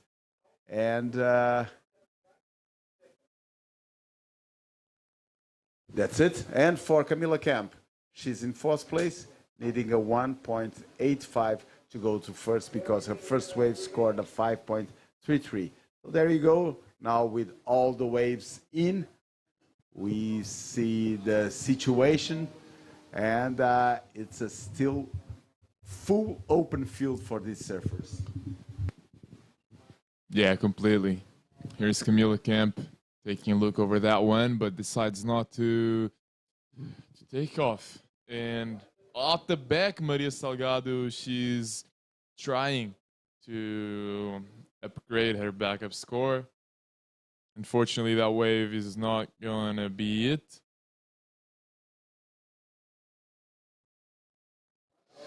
Ariana Ochoa here. First priority now with Alice Barton. Second with Camila Kemp.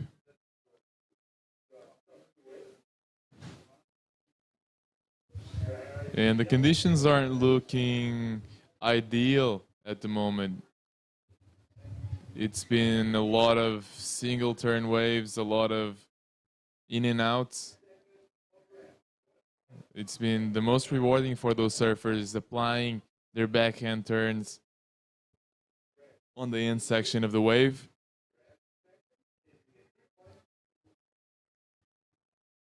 We got now 11 minutes to go, and this is day 7 of the Eurosurf Santa Cruz Ocean Spirit, the International Wave Sports Festival.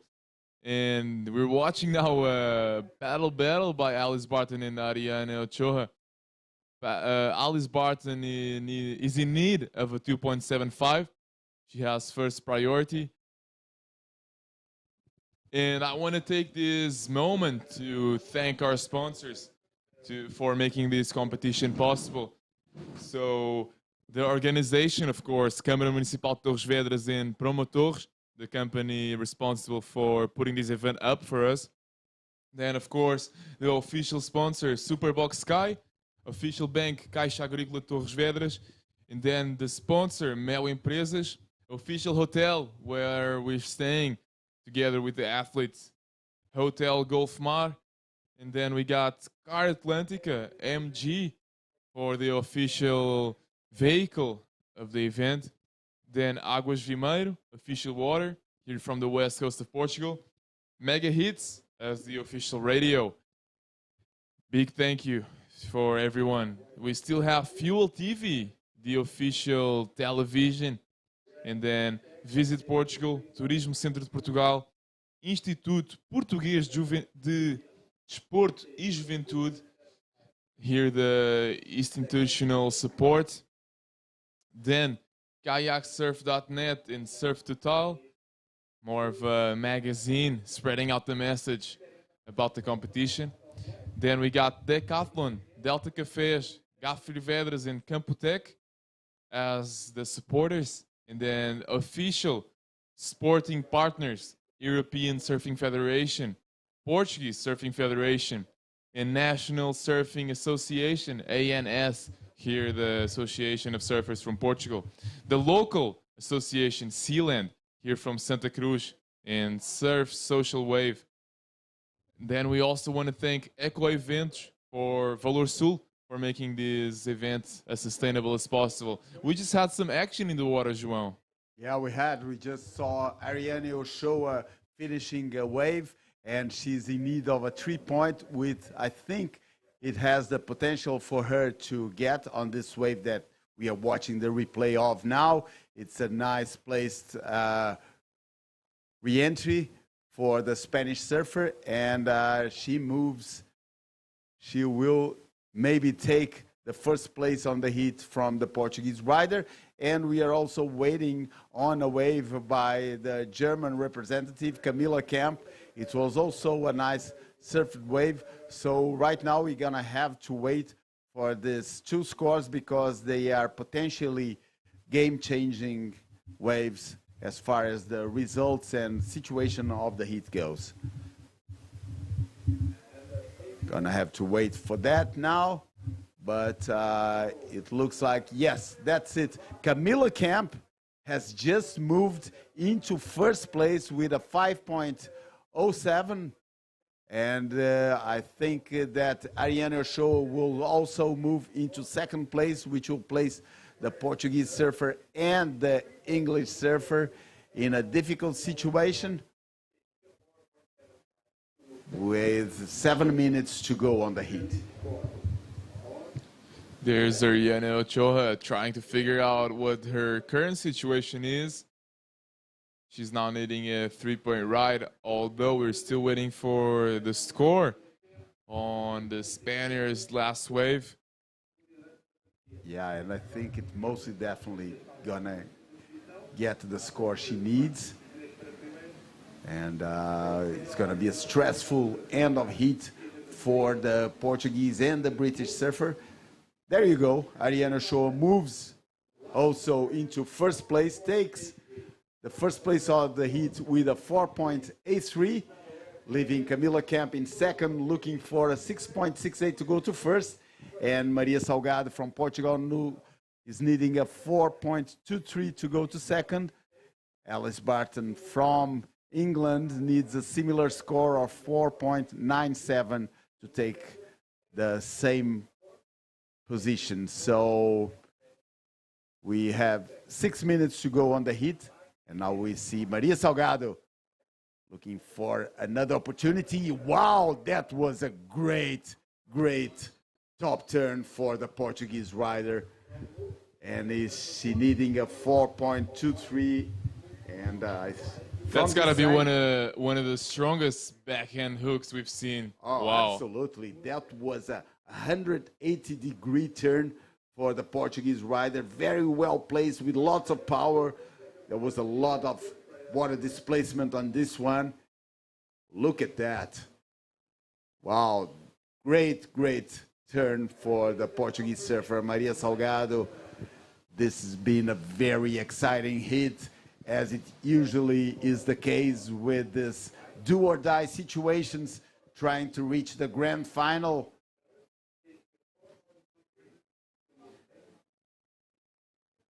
5 minutes to go. Maria Salgado might be jumping onto second place. She's in need of a 4.23. Maria just got a pretty decent score, a pretty decent wave. We're still waiting for the score, of course.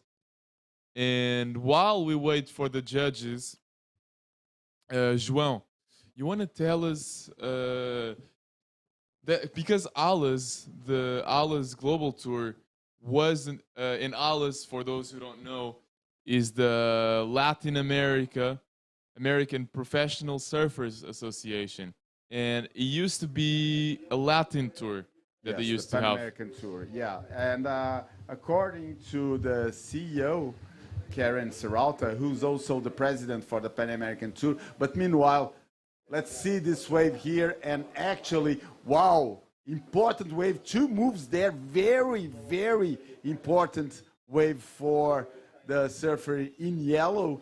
But it can be deceptive because we still don't know the score for Maria Salgado.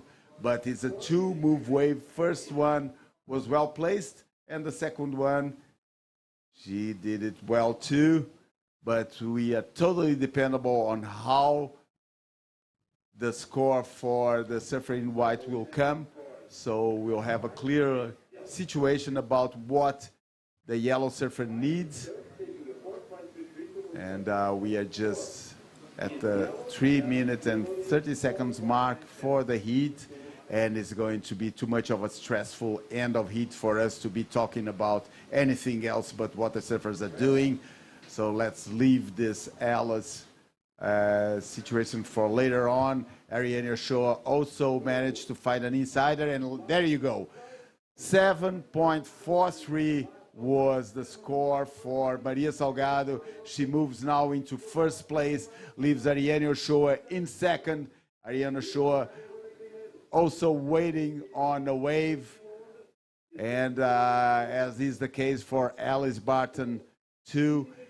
I think everybody in this heat has already been on first place, and everybody has been to fourth place. So it is a constant change of situation here, very dynamic hit, and we're on the 2 minutes and a half mark, and I still think it won't stop here. Yeah, it's heating up here, the final repechage on the women's division. And as expected, I mean, the moment I woke up this morning, I didn't expect the day to be any different. And so far, we've had a very exciting few hits, and with some disappointments for some of the nations. In the meanwhile, Maria Salgado is looking to make Portugal proud, and she's very close to achieve that goal and to also lock in that trip to El Salvador. So it's getting tighter for these surfers to get the score they need, because Camila Kemp and Alice Barton are in need of a 6.6 in a 6.5 point ride. So, wow, I believe it'll all come down to Maria Salgado and Ariane Ochoa. And 1 minute and 20 seconds left on the clock. João, do you see this hit being turned around still? We see here Alice Barton. Wow, that was a heavy move there for the Brit. And I refuse to call this a hit yet. It's very fast. Situation changes. She definitely made that one. It was again one of the most critical turns of this heat. So things can turn around again. 40 seconds to go. Maria Salgado still sitting on the first place of the heat. She put on 2 very good scores, one very close to the excellent range, 7.43. Now she's got second priority. Last wave for Ariane, it doesn't come into her best 2 scores, so situation remains exactly the same. Same needs for both Camila and Alice. Here is Camila Kemp once again trying her luck onto the score she needs, and that wave ends up not providing her that much of a wall to work with. So hit situation at the moment. We're waiting for Alice Barton's wave. The score just came through, 4.37. So congratulations, Maria Salgado and Ariane Ochoa, for securing your spot in the final. So it looks like the same situation happens. We're going to see the same final round of the main event being the final. Exactly. Tell me about the second chance for things not going so well on the first heat they had today. They were gonna repeat the whole heat for the grand final. And well, that's an opportunity for Maria Salgado to try and get a better result. She's been showing some great moments all throughout the week. She's still a very young competitor, but she's maturing really fast. And well, let's see how it goes. For now, official results are in. Maria Salgado and Ariane Ochoa moving on to the grand final. Camila Camp and Alice Barton stay here. And you stay here too, because we are going for a commercial break, and we'll be back very soon with the first grand final of the day, which is going to be the longboard men. So stay there and come back with us. Here, days begin among the vineyards, where the sounds of nature awaken every sense. Between hills and trails, you'll discover striking landscapes that reflect the soul of this place. The city lives its history, flavors, and authenticity. Among its sweet secrets, the iconic Torres Vedras bean cake. From the countryside and city to the coast, you arrive at the taste of the Atlantic. From sea to plate, unique flavors are discovered. In Santa Cruz, the ocean welcomes everyone. There are the best waves for beginners and for those who never want to stop. And at the end of the day, when the sun sets over the sea, time seems to stand still. It's in that quiet moment that we hold the memories of this place. Torres Vedras, a place to live and grow.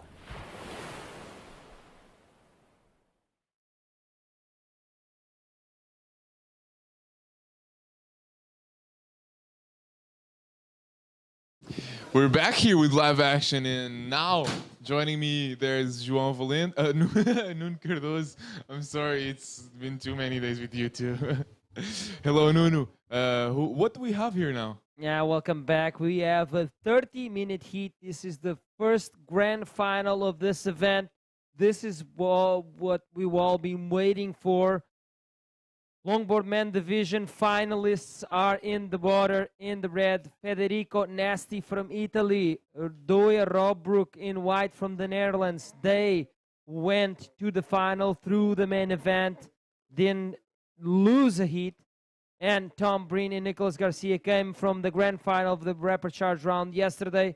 And we've got Federico Nasti from Italy going for the first wave of the first grand final of this Eurosurf 2025, part of the Santa Cruz Ocean Spirit International Wave Sports Festival here in Portugal. Praia do Navio, Santa Cruz, Torres Vedras region, beautiful part of Portugal. Lorenzo, we've got the first grand final about to unfold. We're going to crown our first individual champion, and for sure, whoever wins this is going to take the maximum points in this division for their team for the final rankings. Oh yeah, this is a very decisive heat here, and it's the first final of this 7-day long competition. These surfers have gone in the water multiple times. Each one of them have won their, at least one hit, from what I can recollect. So very experienced surfers here, and 4 nations who are just increasing the level of the competition. So Spain and the Netherlands, I believe they're the 2 nations who are standing in the highest rankings here out of the 4 of these final. And besides different from the 20-minute hits we've had all comp long, now we're going to face a 30-minute hit, which is very well deserved. These surfers need some more time in the water in the grand final, and it'll all come down to who puts on the best longboard surfing out here in the beach of Santa Cruz. And the first good score just came through, Nuno. 6.67 for that first wave that opened up this heat for Federico Nasti, one of the most informed longboarders throughout this competition, and 3.17 for Dowie Brabrook the surfer in white. Meanwhile, we have an interview ready with the winner of the previous heat. João Valente is there next to the glass for the call. Take it away, João. That's it. Welcome. Thank you, guys. We are here with Maria Salgado, the winner of this last heat, which, in general opinion, for those who have been talking to, is one of the best. It was one of the best and most disputed heats of the whole contest. I have nothing to say but congratulations to you, and to ask you how happy are you with your performance and attaining place in the grand final. Yes, I'm very happy. The heat was difficult. The conditions are super difficult. The waves are a little bit bigger than yesterday, but I'm very happy to be competing at home and happy to make the final. Maria, you have a lot of concentration and preparation to do now for the grand final, so I'll let you go. But before, I have to inform you that you've just won a trip with full expenses paid to compete in El Salvador at the Alas Global Tour. How do you feel about that? I'm feeling super good. El Salvador is, I love El Salvador. It's a great place to surf. Had the best waves ever. It's always good and warm water. Yes, I'm feeling so happy. Congratulations. I'll let you rest now. And back to you, guys.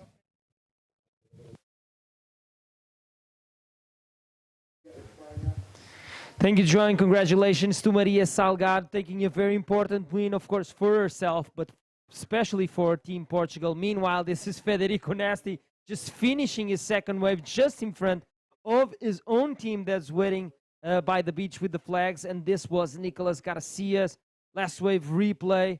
But there was a big crash, big wipeout there for Nicolas Garcia while he was riding the nose on a hang 10. Lorenzo, we got a heat on our hands. Yes, we do, and that's no more than expected here. And Federico Nasti is taking the lead so far. There was another wave completed, and all of the Italian cheering down the beach there. You can see all the support and the flag being put around to show the support from its team. And I'm sure that brings some extra motivation on these surfers that are in the water. And now Nicolas Garcia, another wipeout there for the Spaniard. And so far, he hasn't been able to come back from any of his hang fives or walk to the front of the board. So situation right now, we got Douwe Brobrock with first priority sitting in second place, and he's got a 3.17. No backup score so far. Neither to the Federico Nasti, the first surfer. We're still waiting for that backup to come through. Either Douwe, he also doesn't have a backup score. So, yeah, I feel like the heat is going to change very quickly as soon as the score drops. I'm waiting for a big bomb once again from Federico Nasti. Like I told you, one of the most informed longboarders throughout this event.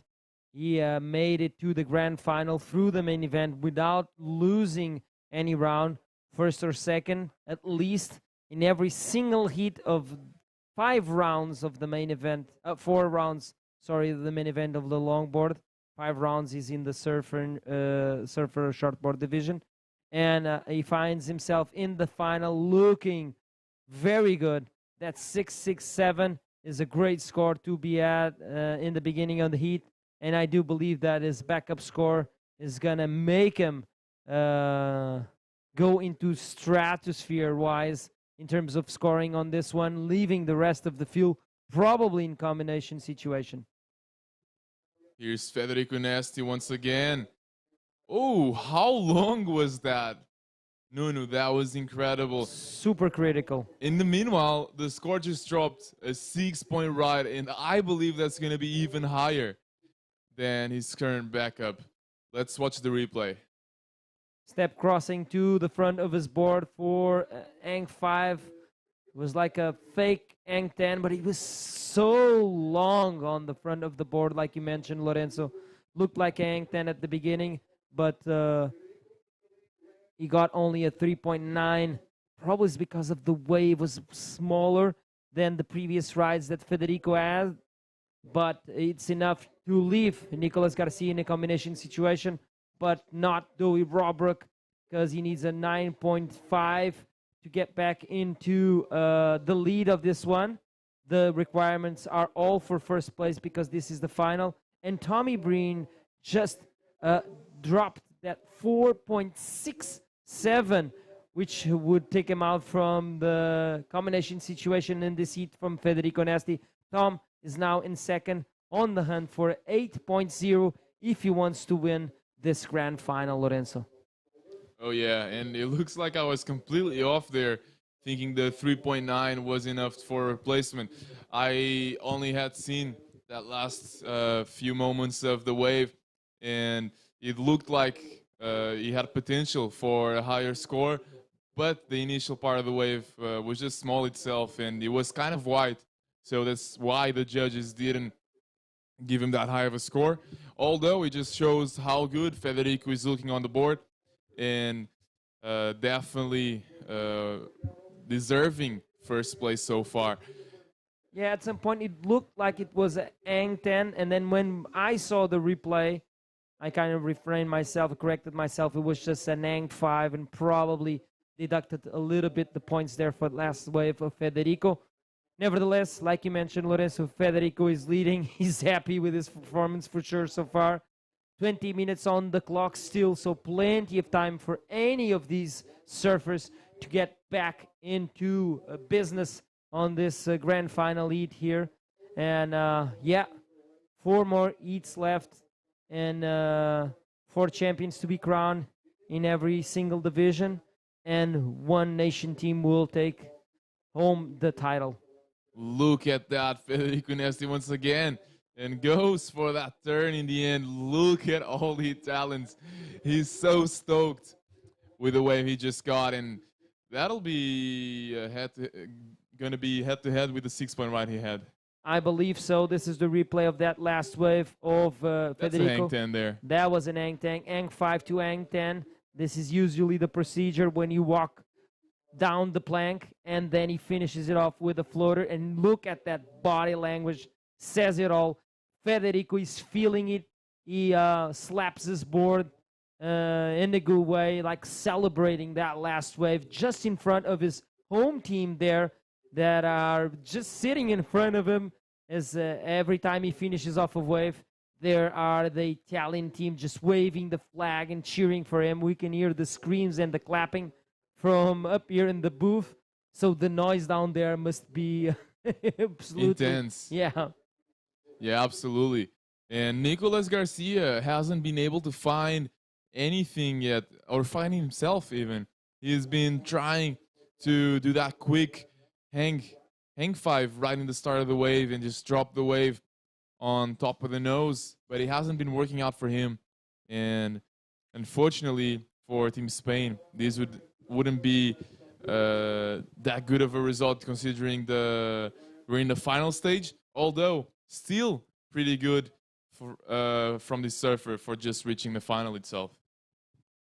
Yes, indeed. That last wave is not going to factor into the 2 top scores of Federico. Came in short as a 5.67. Not enough to factor into his top 2 scores. So Federico remains in first, of course. He's keeping busy. He's catching another wave. Big Ang 10 there. Now big cut back to the power source of the wave. And he finished this wave off. Once again, Team Italy there celebrating. Right now, it's time for Nicolas to ride the nose of his board and finally completing a ride, Lorenzo.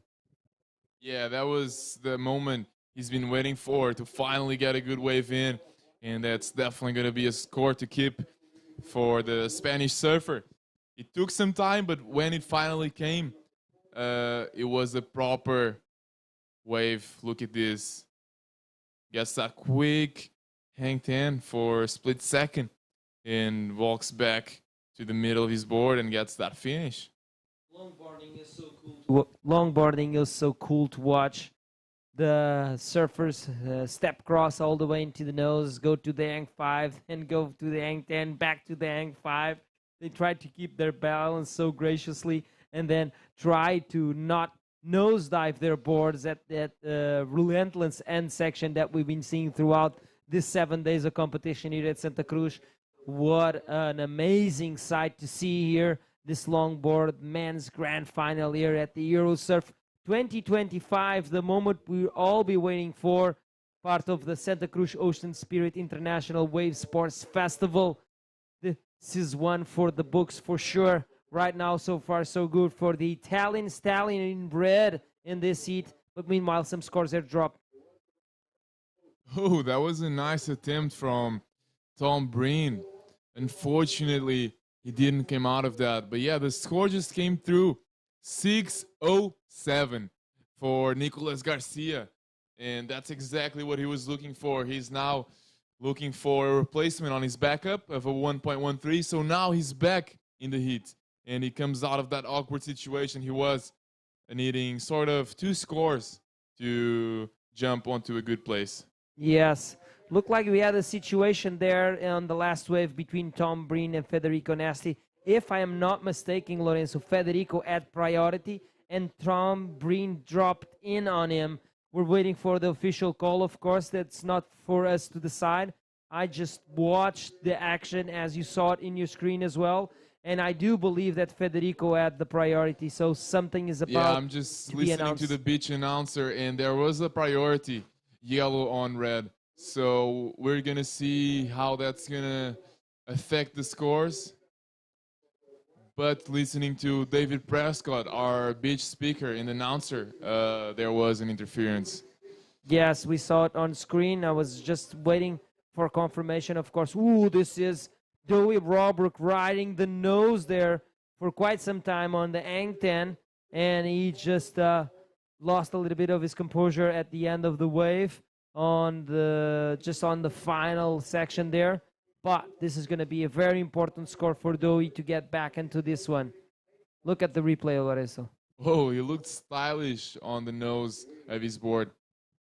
It's a kind of a signature move there from Dowie. I remember seeing him take those hang 5s and hang 10s, fully stretching his body, standing tall, and the judges love to see it. It just means you're comfortable riding the nose of your board, so it adds some extra points to your wave.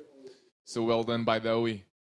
Yeah, previous wave of Federico came in as a 6:07, improves by 0.7, and there you have it. It's official. There is a penalty on the second score of Tom Breen for this final. Only one wave will be accounted for, and priority interference. The rules are the following: you only count one wave, your best wave will count, and your second best wave, your backup, will be totally a write-off from the scoreboard, which means it's a 0. So he's dependent on a single ride in this final. Makes things easier for Dowie Nicholas to get in front of Tom Breen. Nicholas is already in front, but for Dowie, with that last ride, he's for sure in front of Tom Breen, and that means more points to the team for the final rankings of the nations.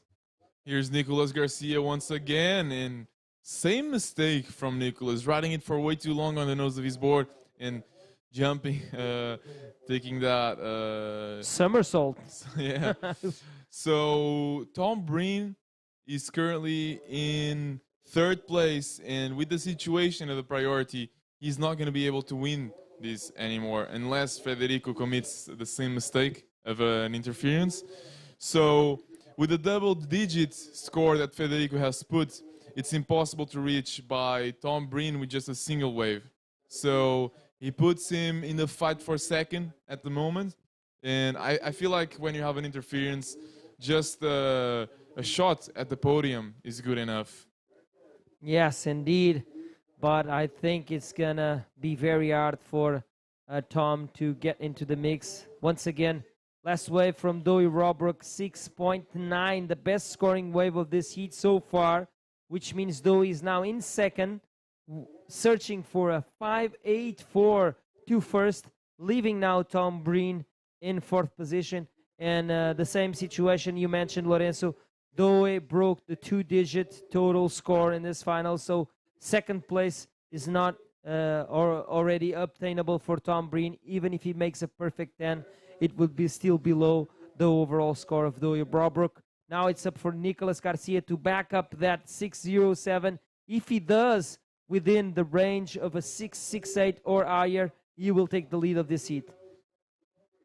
Ooh. Meanwhile, there was a Tom Breen. Time for him to ride the nose. His teammates still cheering for him, of course. Tom has made the final. That by itself is a great result for him personally and for Team Ireland. But unfortunately for him, that mistake is going to cost him. Yeah, for sure. That's unfortunate because we know how good of a surfer Tom is, considering the rest of the competition we've watched so far. So it is an unfortunate situation, but hey, it's the rules, and that's just how the game is. If you ride a wave in front of a surfer, if you drop in front of a surfer who had priority over you, this is pretty much what happens. So it was a mistake from Tom Breen that's costing him some higher place here on the final. The last score from him just came through. It's a 4.5. Ends up not counting because of the same situation I've just mentioned. That 4.5 would have gotten him in the third place if there was no interference occurring. Although it looks like Tom Breen is going to have a very hard time making it any higher than fourth place here. Yeah, it's going to be very tough for him to maintain his dreams alive of climbing up the ladder on this one. As soon as Nicolas Garcia drops a wave over a 3.93, that is over for Tom Breen, even if he makes a perfect 10. Nevertheless, Tom is riding still. He still got 10 minutes, less than 10 minutes on the clock already, but he still got some time to showcase his longboarding skills. I would make time as well. It would take time to catch as many waves as I would. And I think that Tom got the short end of the stick there. I don't believe that he saw Federico Nasti. He would not make that mistake. And Federico was very smart to make the call to utilize his priority on that wave and get that interference penalty from Tom. And in that way, eliminating the contention for Tom Breen to attack his first place position. Yeah, indeed. We're walking into the last 9 minutes of this final, and it's been exciting. I mean, the judges are leaving the scale very open to some bigger tricks, because we've seen some pretty good rides staying on the 6-point range, which is exciting because we know all of these surfers have enough level for even higher. So I wonder if we're going to see some turnarounds here on this final. Everything is still open, especially for Doe Brobrook. Is now holding the best scoring wave of this heat, a 6.9. If he finds a backup in the lines of a 4.84 or higher, he will take that first place away from the Italian. Nicolas Garcia is not far behind. He only needs a 6.68 to do so, to take away that lead from Federico Nasti. And this man, Tom Breen, on your screen, is just riding for glory. His fourth place is guaranteed in this final, of course. He still can get third, but he would need to get a wave higher than a 7.20, and Nicolas Garcia would not be able to back up that 1.13 that he's trying to get rid of. Meanwhile, a run from the Italian stallion, the leader of this heat, up the beach, so he can go around the peak and get back to the lineup. Lorenzo, exciting times that we're living here in the Eurosurfing 2025. The first grand final is about to unfold. 7 minutes remaining. Yeah, it's been a very exciting final to watch, with pretty decent scores here. Unfortunate situation of an interference. I mean, it's been a complete final, if I could say. It's one of those finals that it could go to any of these surfers. So far, Federico has been the most consistent one. and he's got a 6.67 and a 6.07, and he still got the third score of another 6-pointer and a 5.67. So it just shows how consistent Federico has been. He's got 4 rides on the 6-point range or close to the 6 points. So the Italian has been very active in the final, and he wants that first place. Up and riding, this is the Spaniard, Nicolas Garcia. He's looking to get rid of that 113 that is holding him back in the heat situation. Right now, I do believe that Nicolas Garcia will improve that backup, but the question is that the 6.68 that he's looking for to take Federico Nasti from the first place? But he also can climb up to second, and he just needs a score in the 4-point range. So if he scores 4 or higher, he will take that second place away from Doyle Robrook. Oh, up and riding, Lorenzo. That was Tom Breen. Yeah. Ejecting quickly out of that wave. Gonna wait for the score, especially for that score of Nicolas Garcia. Who's gonna write the story on this one? Will Nicolas Garcia get at least a 4 that will allow him to jump into second? But meanwhile, watch out, Lorenzo. Though he's riding. Yeah, the wave doesn't have that much potential. He wants the replacement of that wave, the first wave of the heat, 3.17. And wow, Federico Nasti trying to replace his backup as well. But the wave doesn't have enough potential either. So it looks like the beginning of the heats had much more potential than now. These last few minutes, we haven't seen any wave being as complete. Yeah, exactly. Okay, last wave for Nicolas Garcia, 3.8, not enough to jump into second, not enough to change the situation that he's currently at. He's in third, on the hunt for a 6.68 to first or a 4-point wave for the... He needs higher than the 4.01 to knock out Dewey Robrook from that second position. Meanwhile, Tom Breen, unfortunately, due to interference penalty, finds himself in 4th position on the strength of his best scoring wave, a 4.67. That's the only wave that is going to factor to his overall score due to that interference. And up and riding, talking about the devil, the Irish surfer, there he goes, riding quickly the nose, getting back to the center of his board, but while he was cut backing to finish off that wave, he stumbles upon his board and falls down. There you go. Last 3 minutes and 20 seconds of the heat, and it just passed so quickly. Time flies, Nuno. When you're having fun. Yeah, that's true. And this heat has been entertaining. Interferences, like early high scores, then some more interesting action from Dowie that waited a long time for that 6.9. He's holding on to the best scoring wave of the heat, but remains in second still, Lorenz.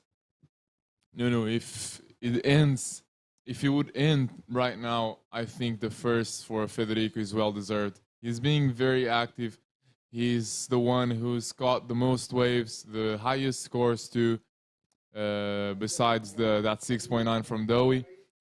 So Federico's been the most consistent of them all. And he's been in a lot of post-heat interviews, which means he's been putting on some wins on his heats before the final. So well done by the Italian. He's making Italy proud. And making a name for himself as well. And making our jobs easier too. Yeah, too. True that. Federico came through the main event. He did not lose a single lead. Meanwhile, this surfer in your screen is Dowie Robrook from the Netherlands, trying to replace that 3.17. And he went to the final through the main event as well. It was Nicolas Garcia and Tom Breen that had to make it through the repechage rounds. So, if the... up and riding. This is Nicolas Garcia. Beautiful hang 10 there. He composes himself. He brings the board in front of the foam there Wow, this is going to be one for us to watch out for, because he's on the hunt for a 6.68 to first and a 4.012 second. But wait a second, because Dowie Robert got a wave as well. Lorenzo, 10 times in the last dying minutes of the heat once again. Take us through the replays. Yeah, considering the situation so far, Dowie and Federico's momentum, I didn't think, I was almost putting Nicholas out of the picture. And now all of a sudden he just got this wave and he could put him back with a possible shot at a second place, I believe, or even first. So he's very close to second. He's got a 3.8 of a backup score. I believe that'll be a replacement. But we're still waiting for Dowie's last wave too. So, wow, it's going to be a very interesting end of it. It'll all come down to what the judges thought of these two waves. And Tom Breen here with his last chance. And I don't think that'll be the wave he's looking for. So Tom Breen confirmed to finish in 4th place here in the grand final of the longboard men's division. Out the back is Federico Nesti, I believe, on a victory lap, but it'll all come down, as I just said, to the last two waves, one from Dowie and one from Nicholas. So let's wait for what the judges thought of those two waves. In the meanwhile, we're going to go for a quick commercial break while we wait for those scores to come through. Stick with us. Só há um lugar para viver o melhor do oceano e da música. O Santa Cruz Ocean Spirit. De 18 a 27 de julho, mais de 350 atletas de 20 nacionalidades competem em surf, longboard, skimboard e body surf. E quando o sol se põe, concertos grátis com Neima, Valete, Pagode Gringo, Super Squad, Mercado Negro, Show das Poderosas, Branco, Caixo Dré, Fun Connection, Napa, Tiago Nacarato e muito mais. Santa Cruz Ocean Spirit. Vem surfar a melhor onda deste verão.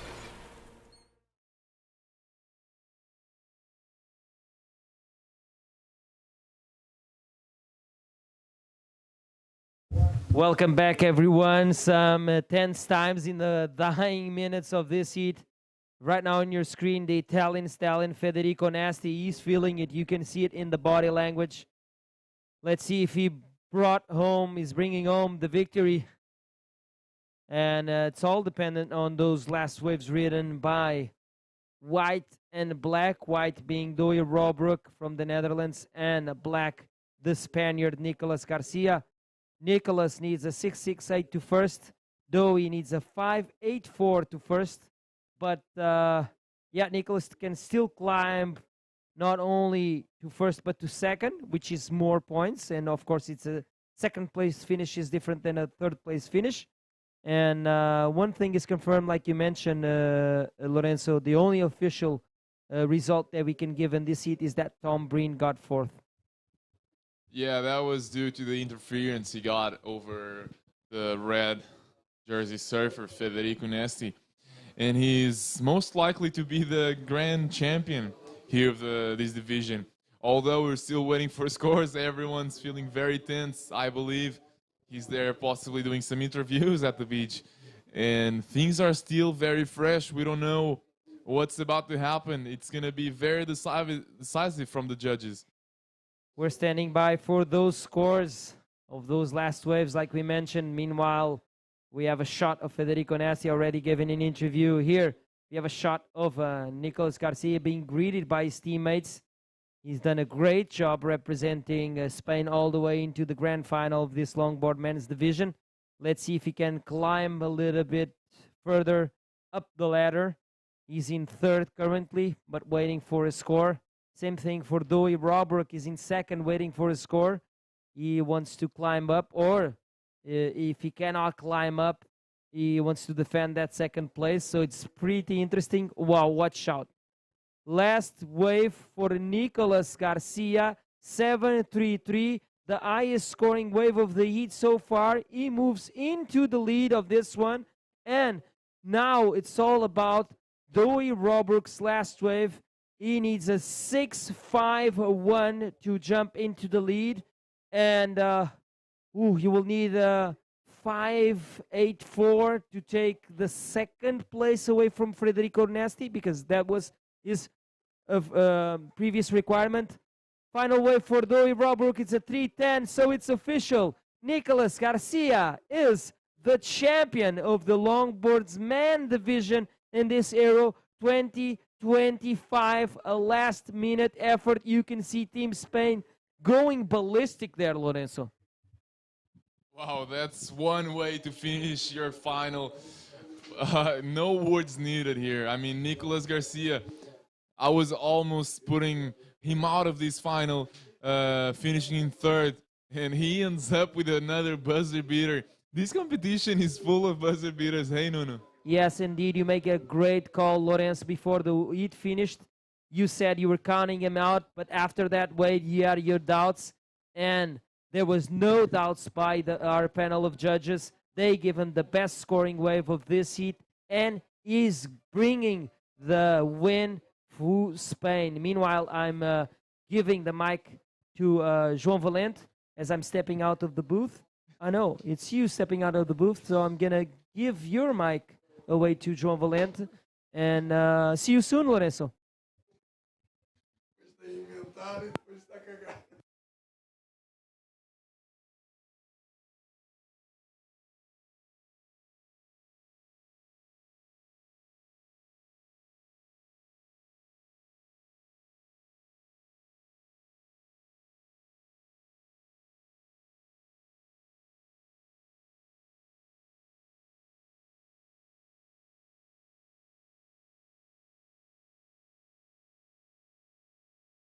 Welcome back, everyone. Now it's time for the longboard women's grand final.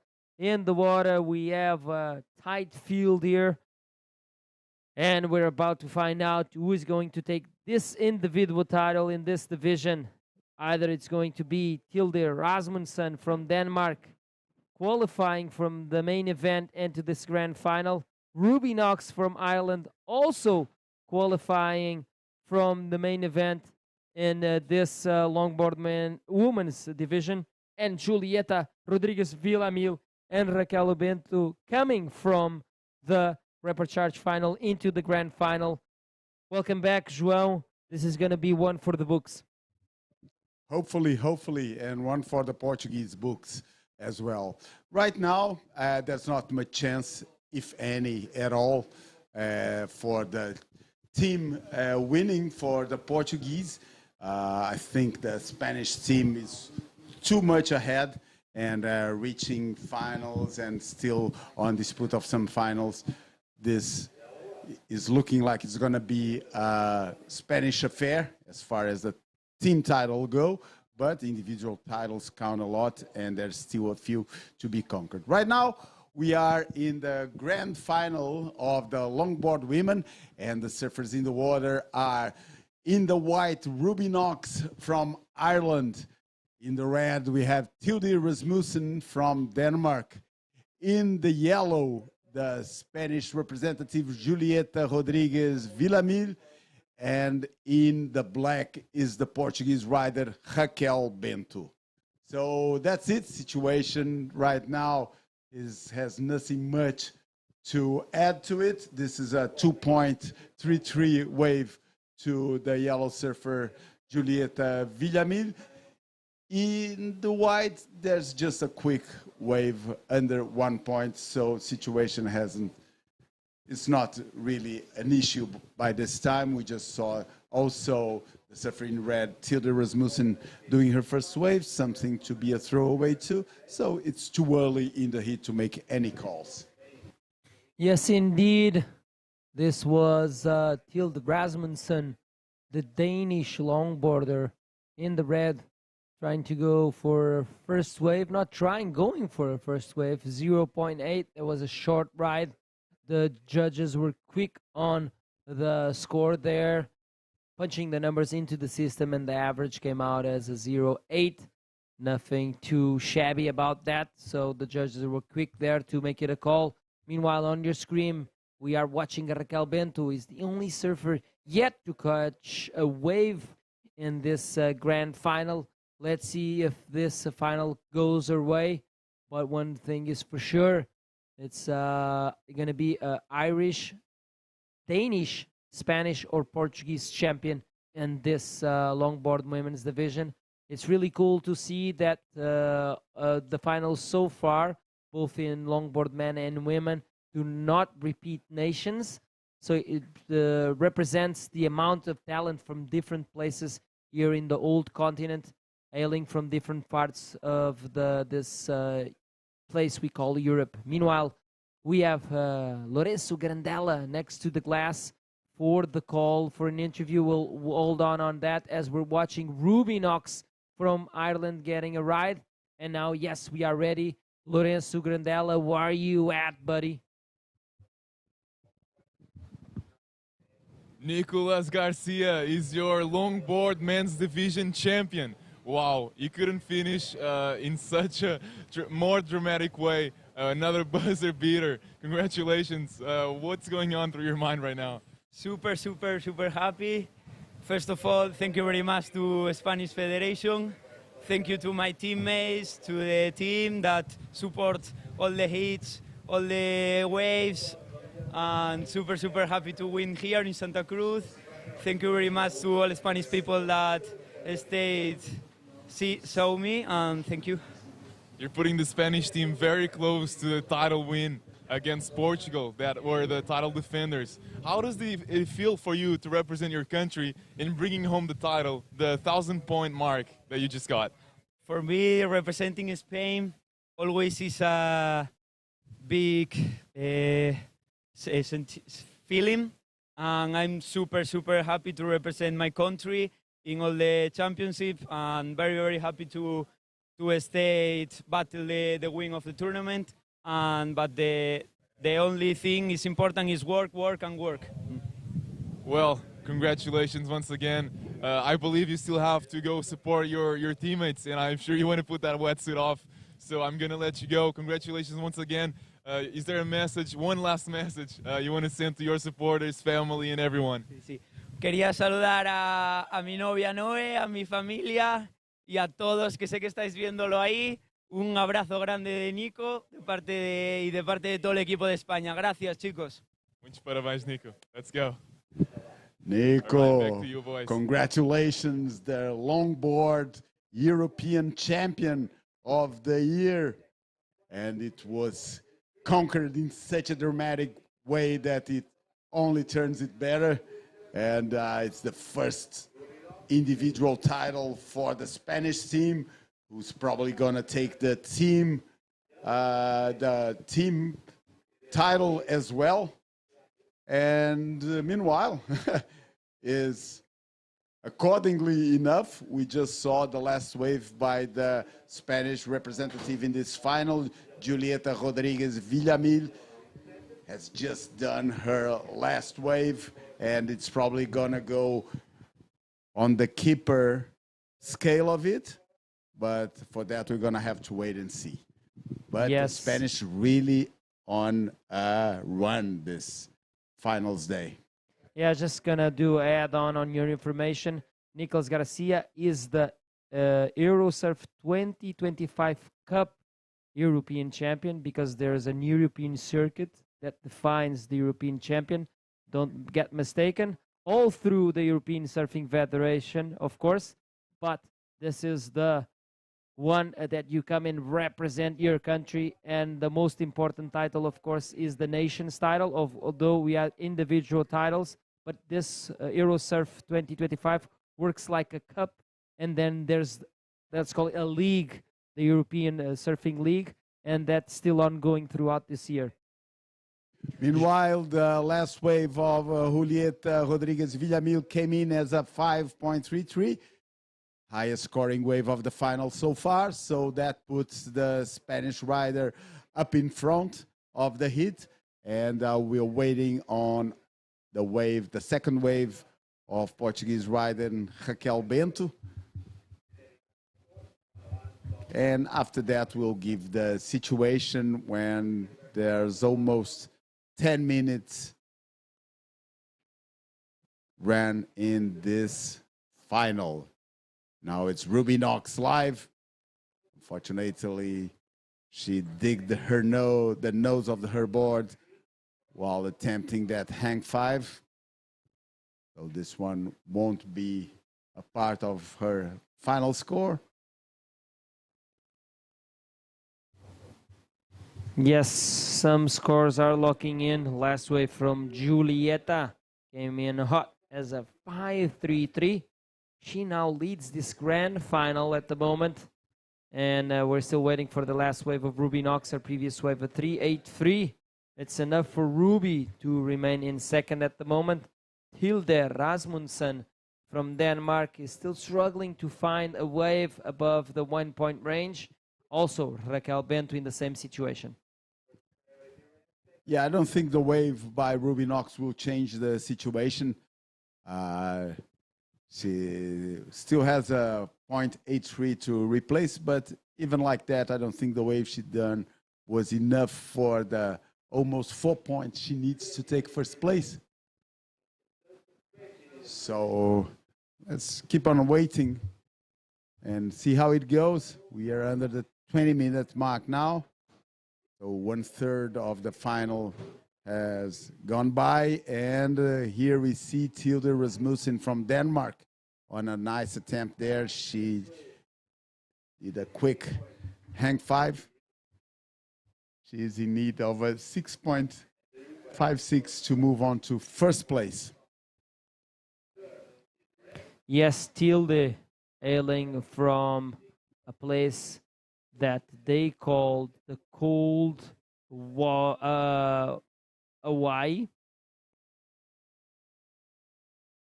in Denmark.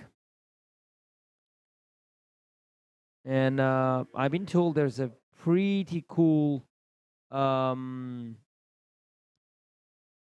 culture longboarding wise there. There's a pretty cool association there in Klithmoller, where a longboard is alive and well.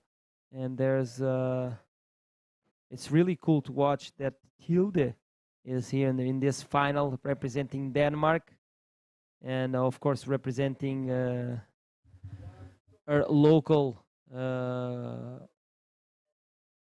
club in Klitmoller, which is called the Cold Hawaii in Denmark.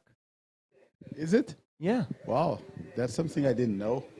Tell me a little bit more about that.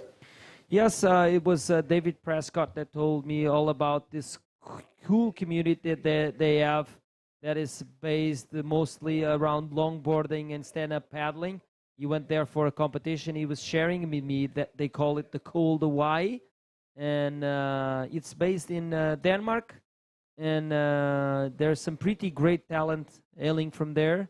And I do believe that it's, of course, obvious seeing Tilde Rasmussen qualifying for the longboard women's division grand final throughout the main round with very good performances. And she finds herself now in second place after this last ride, 4.5, and she's in contention for the title here. So congratulations to everyone in Klitmoller, the Cold Hawaii.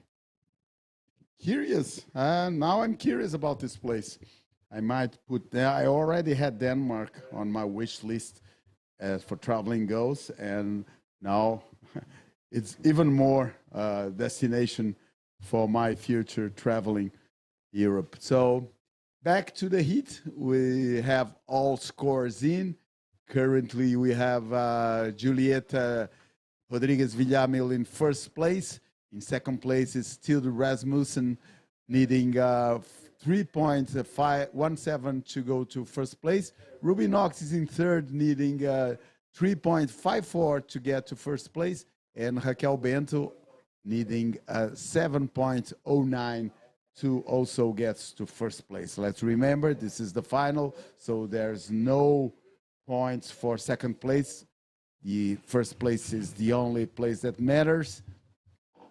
So all the requirements for other surfers are towards that first place. Yeah, everything is still pretty much open, still plenty on time on the clock. This is why these finals have 30 minutes.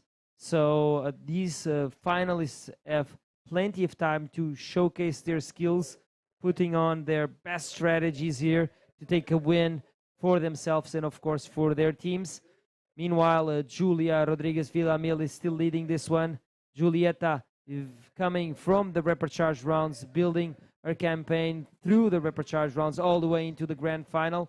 Raquel Bento had to do the same on the last repechage round to be present here in the final.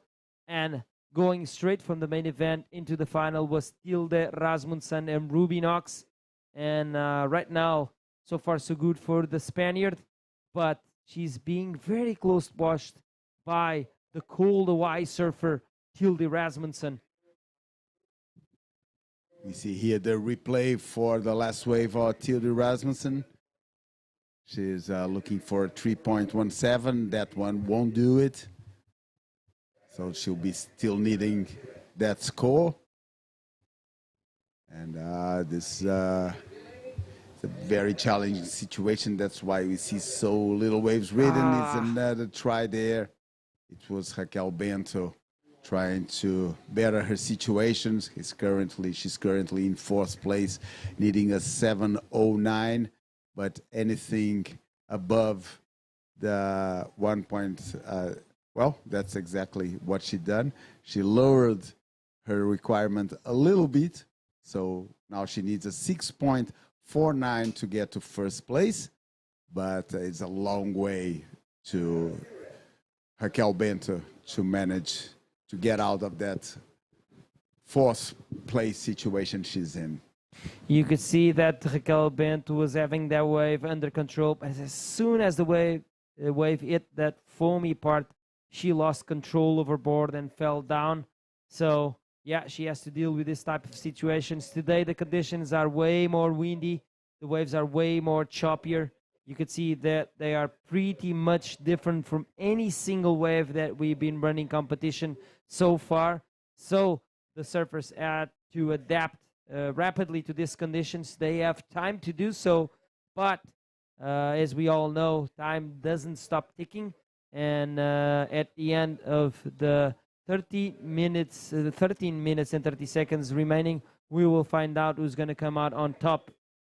Will it be the Danish cold Hawaii surfer from Klitmuller or the very on form 15-year-old Julieta Rodriguez Villamil from Cadiz in Spain?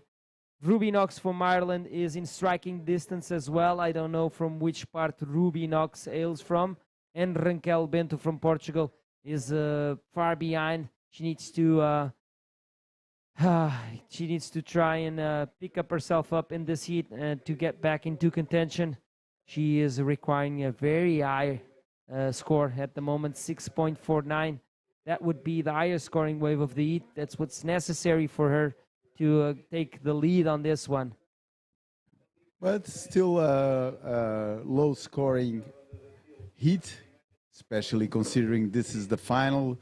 So that's just another indication of how hard the conditions are, especially for longboard. These are definitely, I can't think of a spot that is less suited for longboarding than the short break of Santa Cruz. Is definitely not a wave to check when you're just trying to find a spot for free surfing on your longboard, but that's the way it goes.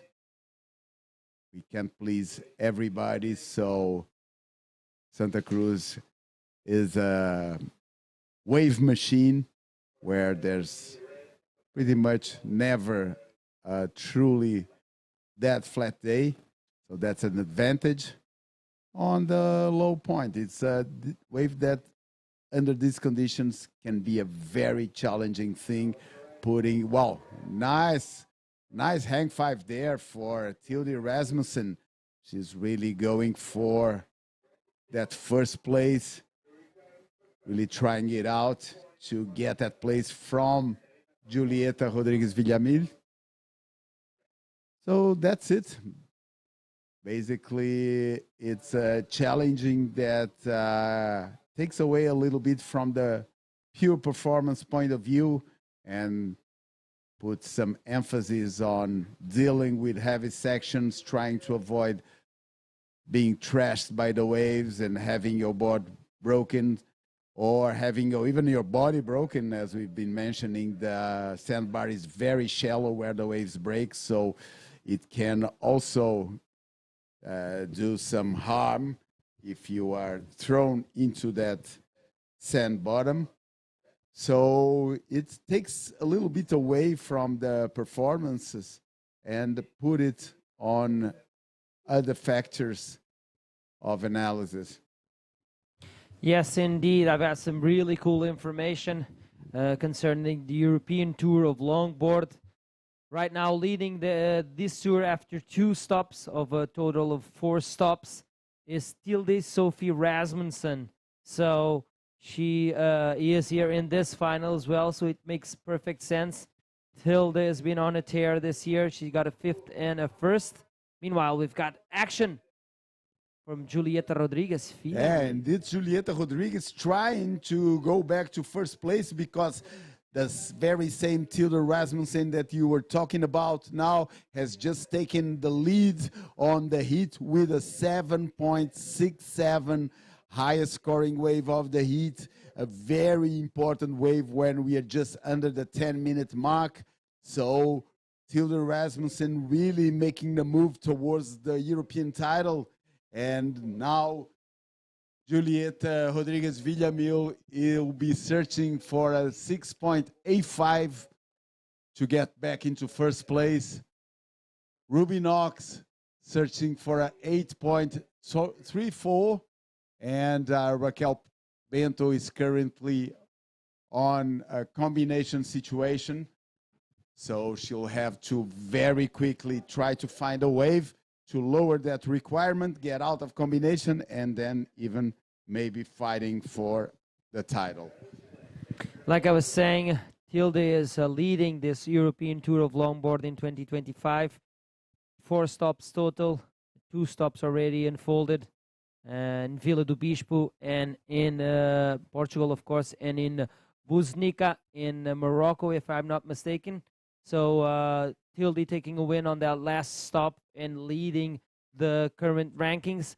In the side of the longboard junior girls, we see Julieta Rodriguez Villamil leading on the strength of a 3rd placement and a win in Morocco. But yeah, surprisingly this year I did not see Cami Ginger coming into play. Last year she was here for the Eurosurf Junior representing Italy, and she took the win, if I'm not mistaken. So probably Cami is somewhere else and could not compete in this competition. So we're saying hi and waiting to see you back in this Eurosurfing scene as soon as possible. And yeah, so far so good for the surfer from Denmark, hailing from Klitmøller, the cold Hawaii, Denmark's town where old school fishermen and surfers live in harmony. Of course, Klitmøller is in the northwest part of Denmark. Meanwhile, we have in the screen getting ready for his heat. Luis Diaz from Spain. Yeah. Working on his reflexes. These are all new techniques that have been used by the coaches and trainers to work on reflexes. Right now, we have another wave for Raquel Bento, another wave under the 1 point mark. So Raquel Bento is really out of her comfort zone surfing these waves here, having a hard time finding the room to do anything else that is worth scoring higher than a 1 point mark. So it's clear that Raquel Bento, very young surfer from Portugal, she still has to adapt to heavier waves. What we see now is Julieta Rodriguez Villamil trying to go for that first place that she's occupied for a long part of this heat, but had just lost to the Danish surfer. This one won't do it. Her requirement is 6.85. So she'll have to keep trying when we are at the 6-minute mark for the heat. Broken and there board. you go. I was amazed that we haven't seen a broken board so far in this day today. Very, very heavy shore break. And it's the Portuguese rider that will pretty much finish, I think, her participation. Breaking a board and being in fourth place is not a very good combination. She's showing some frustration. Of course, breaking a board is not good. You're not having a good day if you break a board, any kind of board that you used to ride in the ocean. That is an upset, of course. She's not having the best heat as well. So things are not going in Raquel's way. Nevertheless, she reached the final. She represented well Portugal. She should be proud of herself. She looks like she had an extra board there by the sand. She still got some time to get back out there, but she's in a combination situation to attack that first place position. But she can still climb up the ladder and try and get third or even second. But I do believe that time is playing against her. That bomb that Tilde Rasmussen dropped as a 7.67 changed things in this heat, Joel. Absolutely. And I think that pretty much Tilde Rasmussen with that wave has clinched the title. It's just a matter of time. It's almost like a formality. But still, we can't count out on Julieta Rodrigues Villamil. She also can find a wave that gives her that high requirement of a 6.85. But according and watching the scores of this heat, that's going to be a hard thing to do. As for Raquel Bento, she's still very young. She still has a lot of work to do there. So, yeah, she must be proud. And I think she has a reason to go back and try to get a wave because it means being at the podium or not. As we know, we just have it's a 3 athletes podium. So Raquel Pinto can still try and get that place from Irish surfer Ruby Knox, but she has only just 3 minutes and a half to go for that.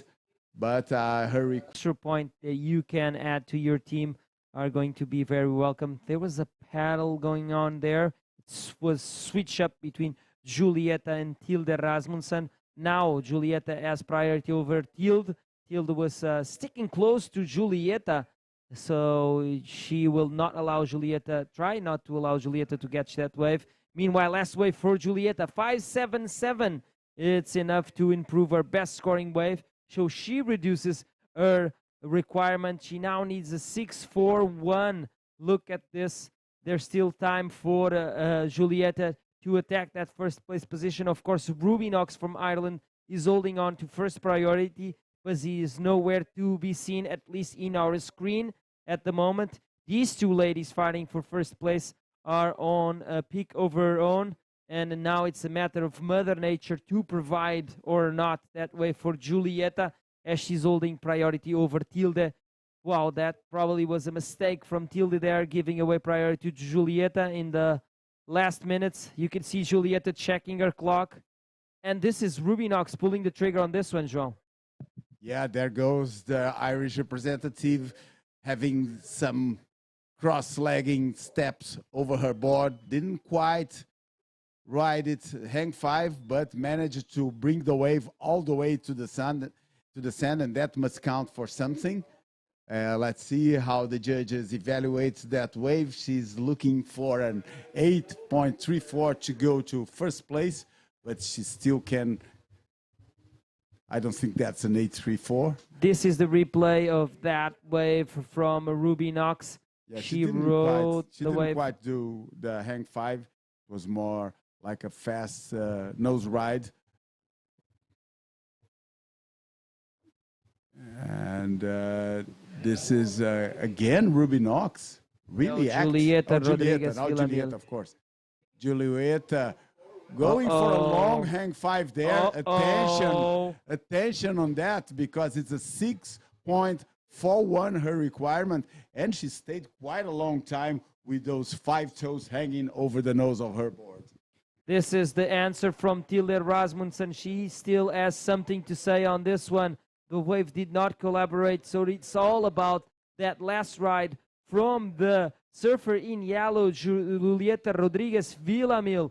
This is the replay on her backhand. She goes around that section, cross steps all the way into the front of the board to the nose for a long whoosh 5-0. And she composes herself and completes that ride. Uh-oh, watch out for 6-4-1 is the requirement. On the last minute of the seat, João, will we have another buzzer beater? Well, there's certainly potential to that. And look at that nice hang five. But strangely enough, Matilde chose not to go for the rest of the wave. And attention, because what is really counting for Julieta is not only the hang five that she's done, which was longer than the one by Tilde Rasmussen now, and he also had the completion over a foam re-entry in the end. Meanwhile, we are going to go for a commercial break, and we'll have the results when we come back. So come back with us. Here, days begin among the vineyards, where the sounds of nature awaken every sense. Between hills and trails, you'll discover striking landscapes that reflect the soul of this place. The city lives its history, flavors, and authenticity. Among its sweet secrets, the iconic Torres Vedras bean cake. From the countryside and city to the coast, you arrive at the taste of the Atlantic. From sea to plate, unique flavors are discovered. In Santa Cruz, the ocean welcomes everyone. There are the best waves for beginners and for those who never want to stop. And at the end of the day, when the sun sets over the sea, time seems to stand still. It's in that quiet moment that we hold the memories of this place. Torres Vedras, a place to live and grow.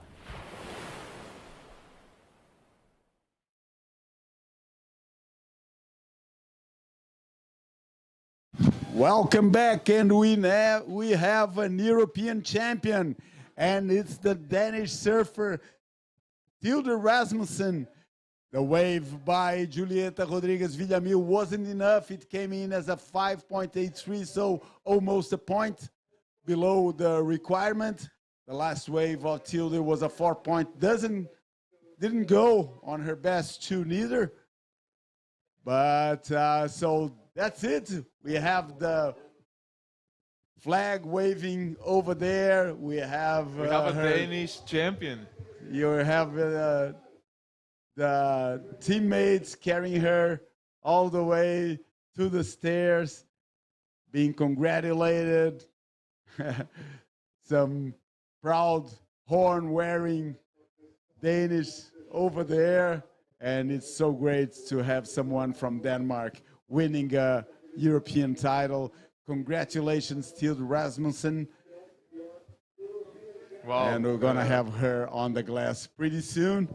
But so long, for now, we are watching her party. All her colleagues just congratulating her. She looks very emotional about this. And it's so deserving for this talented Danish surfer. Look at all the emotions that are running through the team. Everyone must be so proud of their surfer, Tilde Rasmussen, once again. Congratulations. And we have another final on our hands now in the men's shortboard division. And who do we have in the water, João? Well, this is the grand final for the men's event, so the European champion will come out of this heat, and we can see who are disputing that title now. It's Tim Eller on the black for Germany. In the red, we have Geroid Dade for Ireland. In the white is the Spanish Luis Diaz, and in the yellow, Oliver Heinz, the Dutch representative who has been one of the highlights of this contest so far, and it's exactly Oliver Heinz taking off on this wave. It's Luis Diaz. Oh, no, it's Luis Diaz. Of course, it's Luis Diaz going for that mist off the top there. And, well, let's see how it plays. But it's a very leveled field. All these surfers have similar skills of talent. So I think it's going to be a very disputed final between these four surfers. Yeah, absolutely. We expect nothing else than a good final. Now it's the Spanish. Now it's Oliver Hines. There you go. We won't see Oliver going for any lefts here. His backside has been the key of success for him all this event, and I believe he'll keep on doing so. Yeah, and he's always mentioning on his post-hit interviews how grateful he is for his parents' support, supporting him all the way from Australia. And wow, that must be also nerve-wracking, knowing that your parents are watching from the other side of the world in a completely different time zone and staying up late to watch you surf. You definitely want to put on a show and make your parents proud. Don't worry, Oliver. I'm sure your parents are more than proud to see you here in the final. And they'll also see you in El Salvador. So, wow, it must be super exciting for Oliver to be here in this Eurosurf, as well with all the other surfers, of course. And here's Team Elter. He didn't find any section to hit on that wave. That's going to be a throwaway. And each one of these surfers have one hit here in this contest. So it's a battle between the highest level surfers. And wow, Europe's pretty strong now. Well, it is. Well, let's see here how this heat. We are still in the early stages of the heat, so there's plenty of time to go. Still, we are waiting on the first wave by Oliver Hines. That was potentially a keeper, the first keeper of this final, and or also waiting on a wave by the Irish surfer Gerard McDade. 26 minutes and 20 seconds to go, so plenty of time. It's even more time than the previous rounds. So yeah, it has an extra time on the normal hit timing that rule throughout the week on the event, which was 20 minutes. This now is a 30 minutes affair, or is it 35? Now it's 30. Yeah, 30 minutes affair.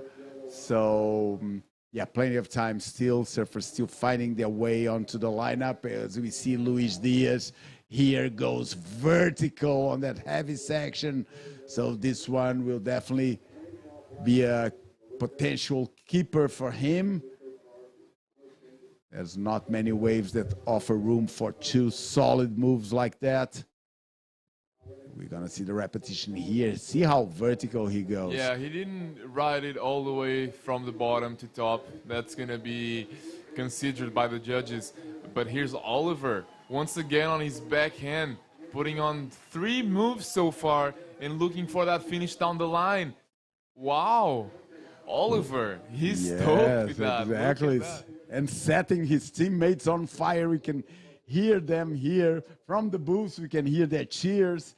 And definitely they are looking to have a title winner here. And they have every reason in the world to think that's possible.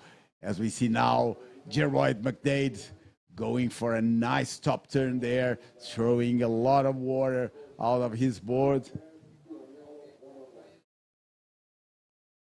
Yeah, that was I believe that this is where the hit started now.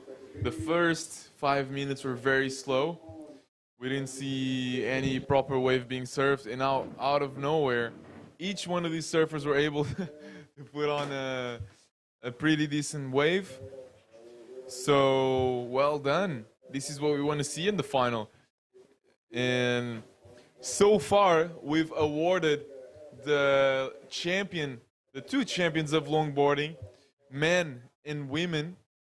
And it's been the men's longboarding champion was a Spanish, and with a buzzer beater, Nicolas Garcia, And now Tilly Rasmussen with another heat change right in the... no, it wasn't a heat change. We were waiting for a heat change, but it didn't happen for the Spaniard. So it ends up, the title goes to Denmark for Tilly Rasmussen.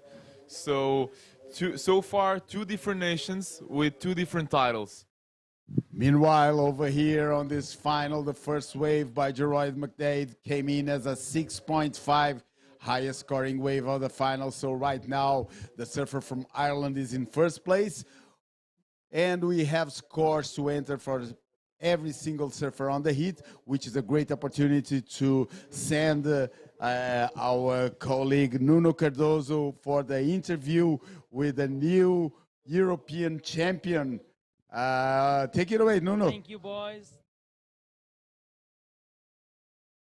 Thank you, boys. I'm here with Eurosurf 2025 longboard women's champion from Denmark, from Klitmøller, the cold Hawaii, Tilde Rasmussen. How are you feeling right now? I'm feeling so crazy. I can't believe it. I have no words for it. I'm feeling so overwhelmed and so stoked.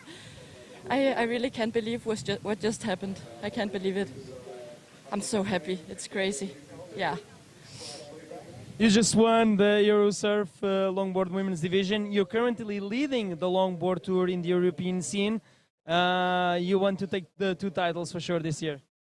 I'm aiming for that. Yeah, that's definitely my biggest goal for now. Yeah. I'm aiming for that. I'm training hard with my coach, and yeah, we are aiming for that definitely. Yeah. 1,000 points for Team Denmark. How is the spirit of the team? And talk us about a little bit about what you felt throughout these 7 days of competition with your team, and how maximizing points for your team's nation rankings. My team and I feel super powered up now for the next few events coming up, and yeah, I'm stoked with the team. I couldn't have done anything what I've just done without them. And I'm just so happy to have them behind me, and I'm happy to be able to support such a great team as well. So. I'm going to let you celebrate with the rest of your teammates, but before that, you have time to send a message to anyone that's watching back home. Jeg vil bare sige tusind tak for alle, der følger med, og for alle, der supporter mig. Og jeg vil sige tusind tak til min familie, mine venner, igen hele mit team, der står bag mig. Alle mine sponsors, tusind tak, og ja, let's get it. Go Denmark! Yeah! There you have it, boys. The European longboard women's champion, Tilde Rasmussen from Denmark. Back to you. Thank you, Nuno. Yes, congratulations for Tilde Rasmussen bringing that surfing title to Denmark. Is no small feat. And although having a thriving surf scene over there, is still a northern country where being a surfer is so much more difficult than it is on the southern countries, just out of the cold and the rash conditions they have there. So congratulations. As we see here, a vertical lip bash attempt by Oliver Heinz. He's currently in the third position, and we are waiting on a wave by Gerard McDade, the current heat leader. And after that, we're gonna have the complete situation of this heat when there's 20 minutes to go. Yeah, so far, Geroid has been presenting us the best surfing of the heat. He's got a 6.5 and a 5.7, so well-deserved first place. Then next up, right after him, oh, look at that. I mean, 8.17. The first and only excellent score of this final round, final heat of the Eurosurf 2025 on the shortboard men's division. And that goes for Geroid McDade. I mean, he's getting pretty close to that title and looking very sharp on the board, putting on the 8.17. That's exactly what you want to get on a final against such competitor surfers. Standing out from them and getting that comfortable place. And now Oliver Heinz is needing a 8.84 to jump on the first. So that's a very high requirement. I believe Oliver must be aiming for the two-wave replacement. Yeah, we still have a tight heat in our hands. Pretty much every surfer here can still, at this time, fight for first place, although Luis Diaz and Tim Elder are under combination for that place now, but they still have plenty of time to catch the number of waves they need to overturn the situation. When we see Gerald McDade going for another one, he hits hard that leap over there, finishes strong. Beautiful wave for the Irish surfer.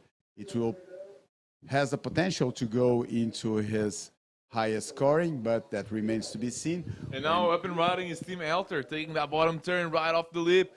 Let's go for that second turn and incomplete ride there. So Tim Elter is only going to count that one first maneuver into that score on that wave. So that's not going to take him out of the combination situation. And of course, this is the needs for first because we're in the final. So these surfers can still help their team out by jumping on some places. So there's a big difference from staying in second to staying in fourth, of course. And that was the replay for Giroy. João, walk us through that replay. How good was that turn? Yeah, it was pretty vertical. He drove the board right off the bottom and hit that leap perfectly vertical, finishing it on a strong note, catching even a little bit of air on his way down and just holding on to that turbulence after the wave exploded on his back. So well done. 8.17, the highest scoring wave of the heat. And, well, it's playing catch-up with Gerard McDade now for the other surfers. We're still waiting for those scores to come through. I don't believe that it'll be that big of a change on the heat. Well, the last wave from surfer in black, Tim Elter, will probably knock out that 2.5. The 1 point ride. The 1 point ride, but it will be superior to that 2.5. And we see another wave by Tim Elter that will also be superior to the two scores currently on his score. Two waves currently on his score. So Tim Elter, the German surfer, will definitely improve his situation and will, I think so, manage to get out. Yeah. A lot of spray into the air. So Tim Elter is trying to come back from the hits because he hasn't been able to put any decent scores in yet. Although I believe that's going to change as soon as these scores drop. But in the meanwhile, João, another good score for Giroy for that single turn wave, a 7.67. Wow, this is really, he's looking really unstoppable, doesn't he? Gerard McDade really pushing forward to give the nation of Ireland an European title here. I believe that Oliver Hines, the Aussie Dutch, is also really putting an effort to take the title to the Netherlands. It's two nations without much tradition that want really to get an European title. It's a really important thing, as it is for Tim Elder, as it is for Luis Diaz.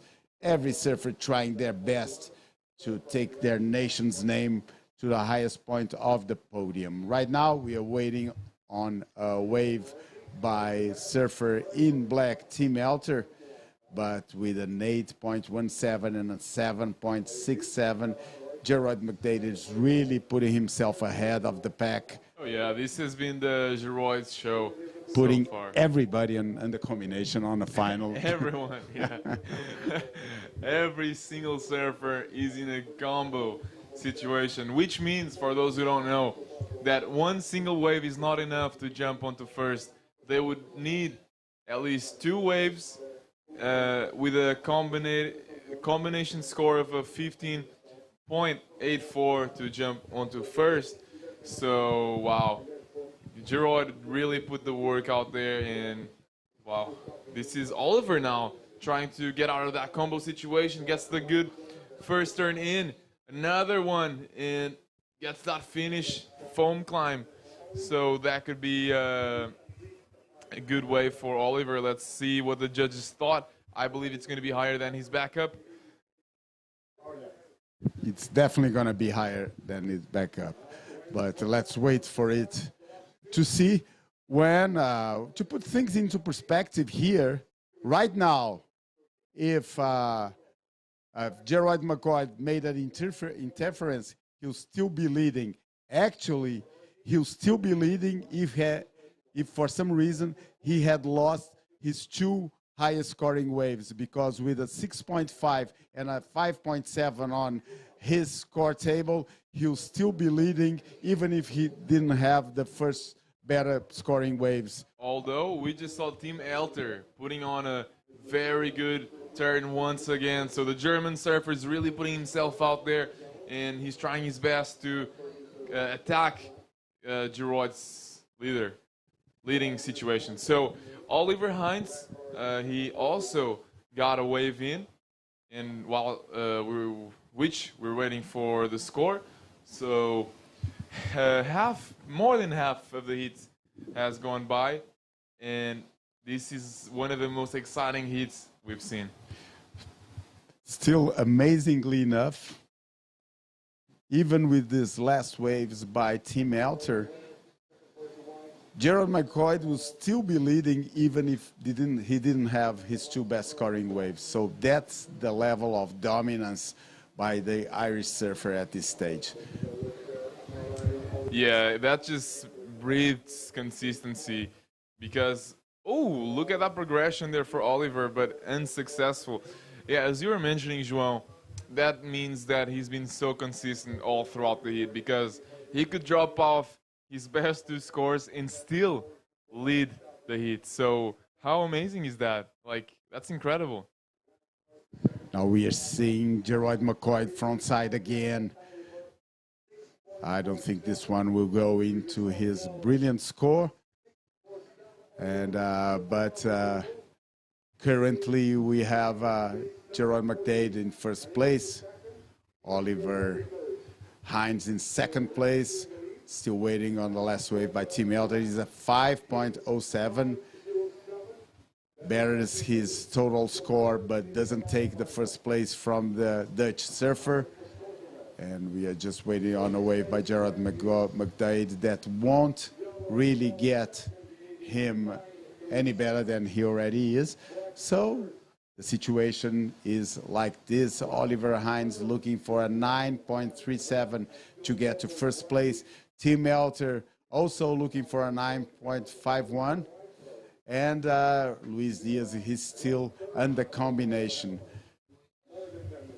Last wave by Gerard McCade just got in. It's a 4.47. Doesn't go, not in his two best and not in his four best.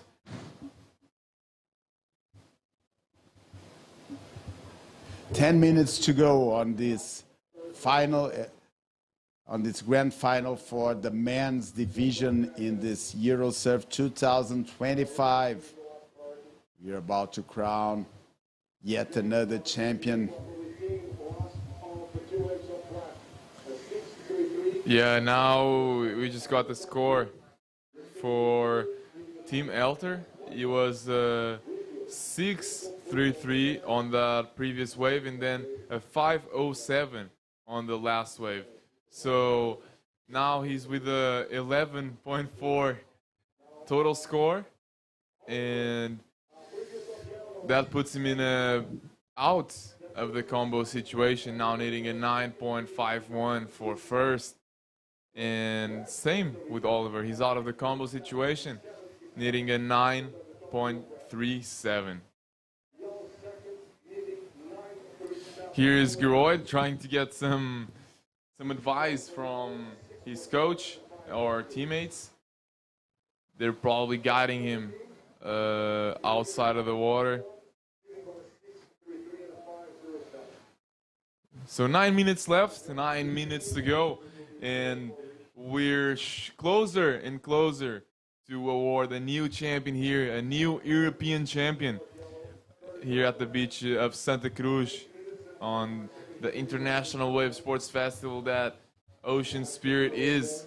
And wow, it's exciting to see what it all comes down to, like following the comp from since day one and seeing the surfers compete heat by heat, putting some wins, and wow. Tension there. A tuck in for surfer in white is Luis Diaz. He managed to get out of that little barrel there, while on the other side, Gerald McCoy just going for broke on those two sections. But again, this wave won't go on his two best. So just to make it clear, that was Oliver Hines there on that barrel. So that's why priority is still with Luis Diaz, second priority. So let's see, is that the score for Oliver's wave, the 1.07? I don't think it is. Oh no, the score is yet to be dropped. Yeah, it wouldn't make any sense. Yeah. So he was super stoked with that barrel. Although, let's see if the judges think it was good enough for 6.47. I don't know about that. Yes, see here the replay of the last wave by Gerard McKay. Very well surfed by Geroid. But he didn't make the second move, so this one won't count. And, the thing with Oliver Hines is that he's playing the unexpected card here. Barrels haven't been an issue during this event, so judges are not really prepared to score the barrel just by the technical feat that it is, but also within the contest where we've seen very little barrels. So that's part of what it's being considered right now, but it comes in as a 5.37. It wasn't that long of a barrel, so I think it's fitting. And so Oliver Hines still looking for a 9.37 to take first place from Gerard McDade. 6 minutes and 20 seconds to go. We're approaching the last moments of the final here. And it looks like Geroid is pretty much decided that he wants to take that championship home. It looks very tough for the other surfers to get that 9-point ride, being, if they do make it, it would become the highest scoring wave of the whole competition. So considering here the conditions, it would be very difficult to put out a score as high as a 9-point ride, although nothing's impossible. So stick with us for these last 5 minutes and 40 seconds. It's going to be as exciting as the beginning. So Team Elter now up and riding. He gets that check. I mean, trying to pass the section there with that turn. And yeah, that's not what he's looking for. Yeah, Team Elter also looking for a 9.51. And now we see Luis Diaz, who's been the off surfer in this final, trying to get into it for this 5 last minutes and trying to make the podium. That's between him and Team Elter. I think that Luis Diaz definitely wants is to get out of the combination situation. But it's a 3.3, so Luis Diaz still under combination. As we see another wave by Team Elter. This one won't help him neither. It looks like more and more this is going to be a victory for the great nation of Ireland. Yeah, I mean, Geroid, just from the start, he started off pretty strong with the first wave of the heat being a 6.5. And he just kept rising his level. He brought us the first and only excellent score. And then right after that excellent score, he put on a very close to excellent once again. So this might be one of the highest total heat scores of the whole division. And there is no better way for you to finish a competition in first. I mean, putting on these two very high scores, distancing yourself from everyone, it just makes it very clear that you're a deserving winner. Yeah, and that's what the Irish surfer is gonna become, the deserving winner. Yeah, it just kills, winning like this just kills all the controversy that there could be. Yeah, and in this case there was none. Actually, this has been, I would say, completely controversy-free event as far as judgment goes. Sometimes waves, especially those that are potentially heat changers, have taken a long time to get in the score, and it means that the judges have been very rigorous in evaluating the waves. So this is part of the reason why there's been so little controversy over results in this 2025 edition of the Eurosurf. And that's something that is the organization always should be proud of. Now we have here first priority is Oliver Hines, but the one who takes was Tim Elter. He was too late, and that ends up falling from the lip. And right now you have Luis Diaz really trying to get out of the combination situation just out of personal and national pride. And he'll definitely do that. This is one of the best looking waves of the whole final. Luis Diaz will pull him out of that situation, of that combination situation. But right now we are just under the 2-minute mark. Let's watch the replay on this wave. Late drop and then a very powerful hack in that lip, finishing strong over the junction.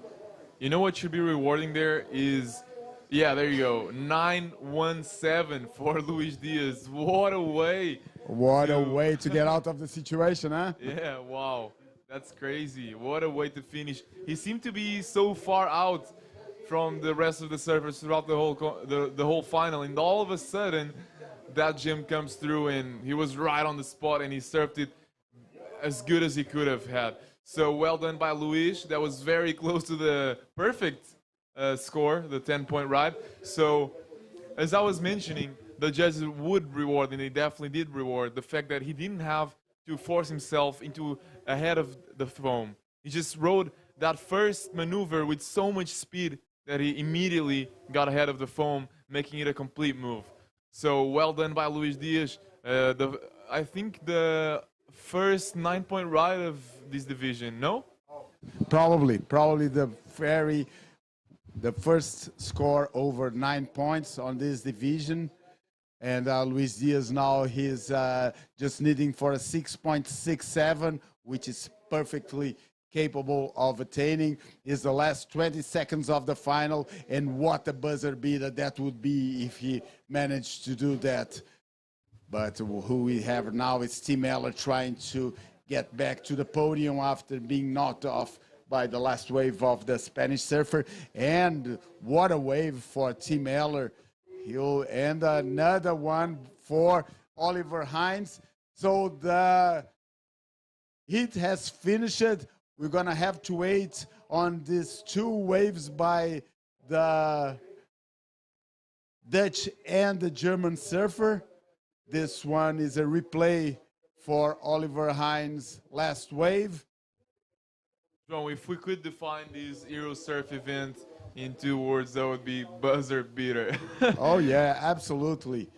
Wow, what a wave by Oliver Hines, too. So those two scores will be crucial for the final results of this heat, but we'll leave that after the commercial break because this is too important for us to be waiting indefinitely for it. Let's go for the commercial break and be back with us to learn who are the champion of the European Titles 2025.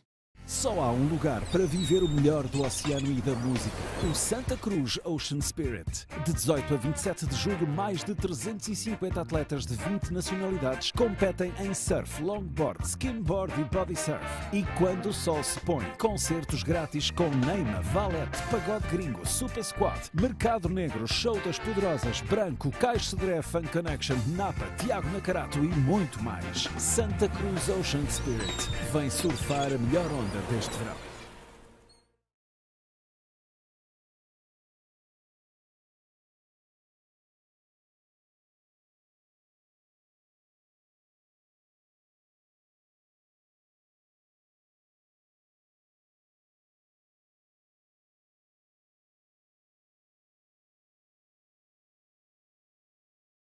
Welcome back, everyone. I'm here in the booth with Lourenço Grandela. João Valente just stepped out to do the interview with the champion of the surf men's division. We're yet to see who's who as we're waiting patiently for two scores. Both of these riders need a very high toll, 937, 951. Pretty much just to unfold who's going to be the third place here in the final and take the podium. Okay, I did not see those waves being written, so I cannot comment on those. I just know that there are two scores remaining. 663 for Team Eltering jumps into second. No way. Hey, watch out, not only third and fourth. He's now in second, and now it's all up for Oliver Heinz to try and get over Luis and Team Elter. What a bumper from Luis, posting the highest score of this event. Overall, 917 in excellent range, but unfortunately for Luis, it only backed it up with a 367.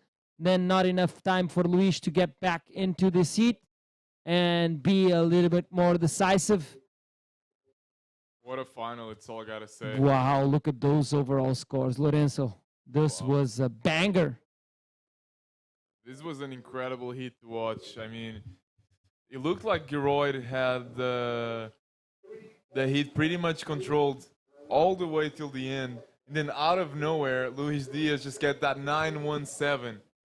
So the last score, official result, 3.93 for Oliver Heinz. So it doesn't make the podium. That's unfortunate for the Aussie Dutch surfer. He was very close. Everyone was very close to that second place, but Geroyd did stand out there and he gets the well-deserved win. So congratulations for your new European champion here on the shortboard men's division. Yeah, what a way to finish the comp here. Yes, another solid win there for Geroyd McDade.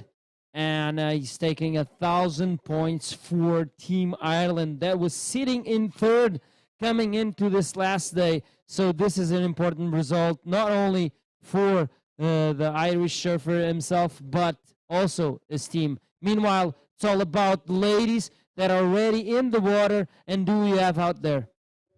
Yeah, so in the red, we got Charlotte Mully, the English surfer. Then we got Mafalda Lopes together with Maria Salgado for Team Portugal. And then Ariane Ochoa for Team Spain.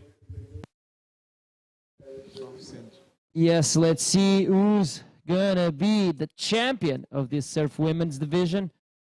We saved the best for last, of course. These are the qualifiers through the main event. Charlotte Mole and Mafalda Lopes came in from the main event without losing a single lead. Maria Salgado and Riano Ochoa actually lost in the repechage final, but made their way, not on the repechage final, sorry, lost in the main event, went to the repechage final, and made their way back into the grand final. And right now, let's see who's going to be the champion here. We got two Portuguese in the water, one Spanish and one English. We just saw Mafalda finish off a first wave, Lourenço. Yeah, we're experiencing exactly the same heat as the last round of the main event here. So it's just a repetition of the same four surfers competing together. And the last time it was Charlotte Murley and Mafalda Lopes who took the win. Let's see if it works the same way for these two surfers or if we have a change comparing to their previous matchup. So it's interesting to see because the same thing happened on the longboards division.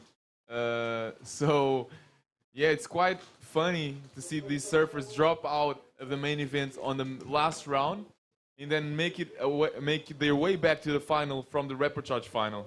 Yeah, it's funny, but at the same time, it's fair because if you look at it, those were the best performances out of all of the surfers in those divisions.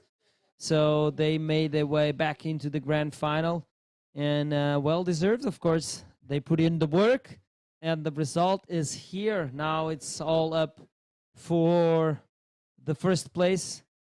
First and second now does not matter in terms of qualifying into the next round. There's no next round. This is the grand final. It's all about the first place.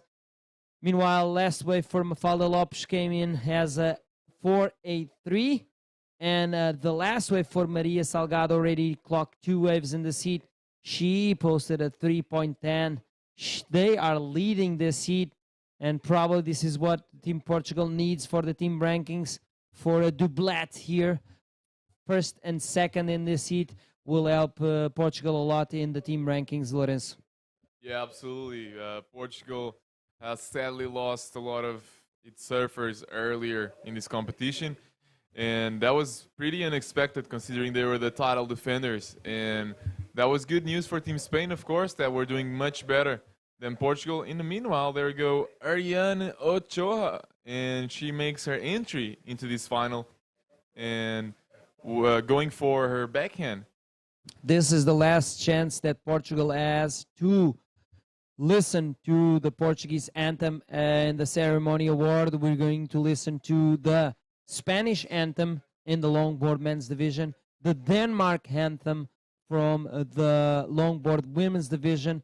We're going to listen to the Irish anthem in the surf men's division, and we're about to find out which anthem we're going to play during the award ceremony with the winner of this heat. That was Charlotte Mole going for a first wave, and also Ariana Ochoa going for a first wave. They are currently waiting for scores at the moment. Still plenty of time in the clock, of course. 30-minute heat finals, and 2 best waves are accounted for the total score. And yeah, this is... As you've mentioned, we've had 3 different nations being champions in 3 different divisions. How cool is that? And now we could be experiencing another division with another champion from a different country. Diversity. It's the name that comes up to my mind in this Eurosurf 2025. 18 nations representing here. 2 of them brand new here to Portugal, Latvia, and if I'm not mistaken, the debut? It was Turkey. Turkey. Yeah. That finds themselves in 9th place coming into this finals day. Yeah. Great result for a nation that comes for the first time to compete here in the Eurosurf in Portugal. Yeah, for sure. So Maria Salgado, she was trying to replace her 2.33 there. I didn't pay enough attention to the wave, but it was a quick decision by the judges, a 0.43.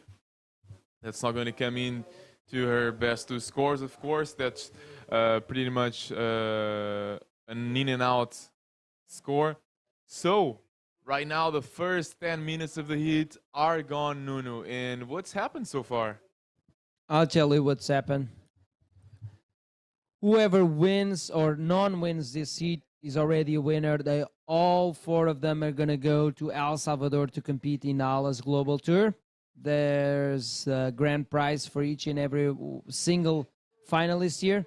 But meanwhile, looks like we have João Valente with his back to the glass, ready to interview the surf men's champion. So take it away, João.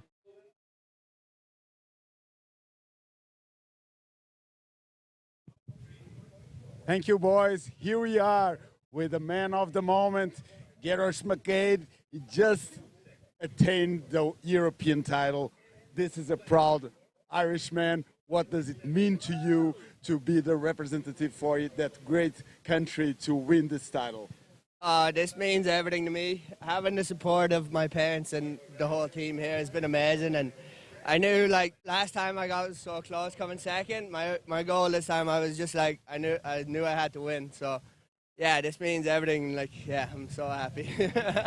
This was a pretty challenging and a pretty dynamic heat for some time.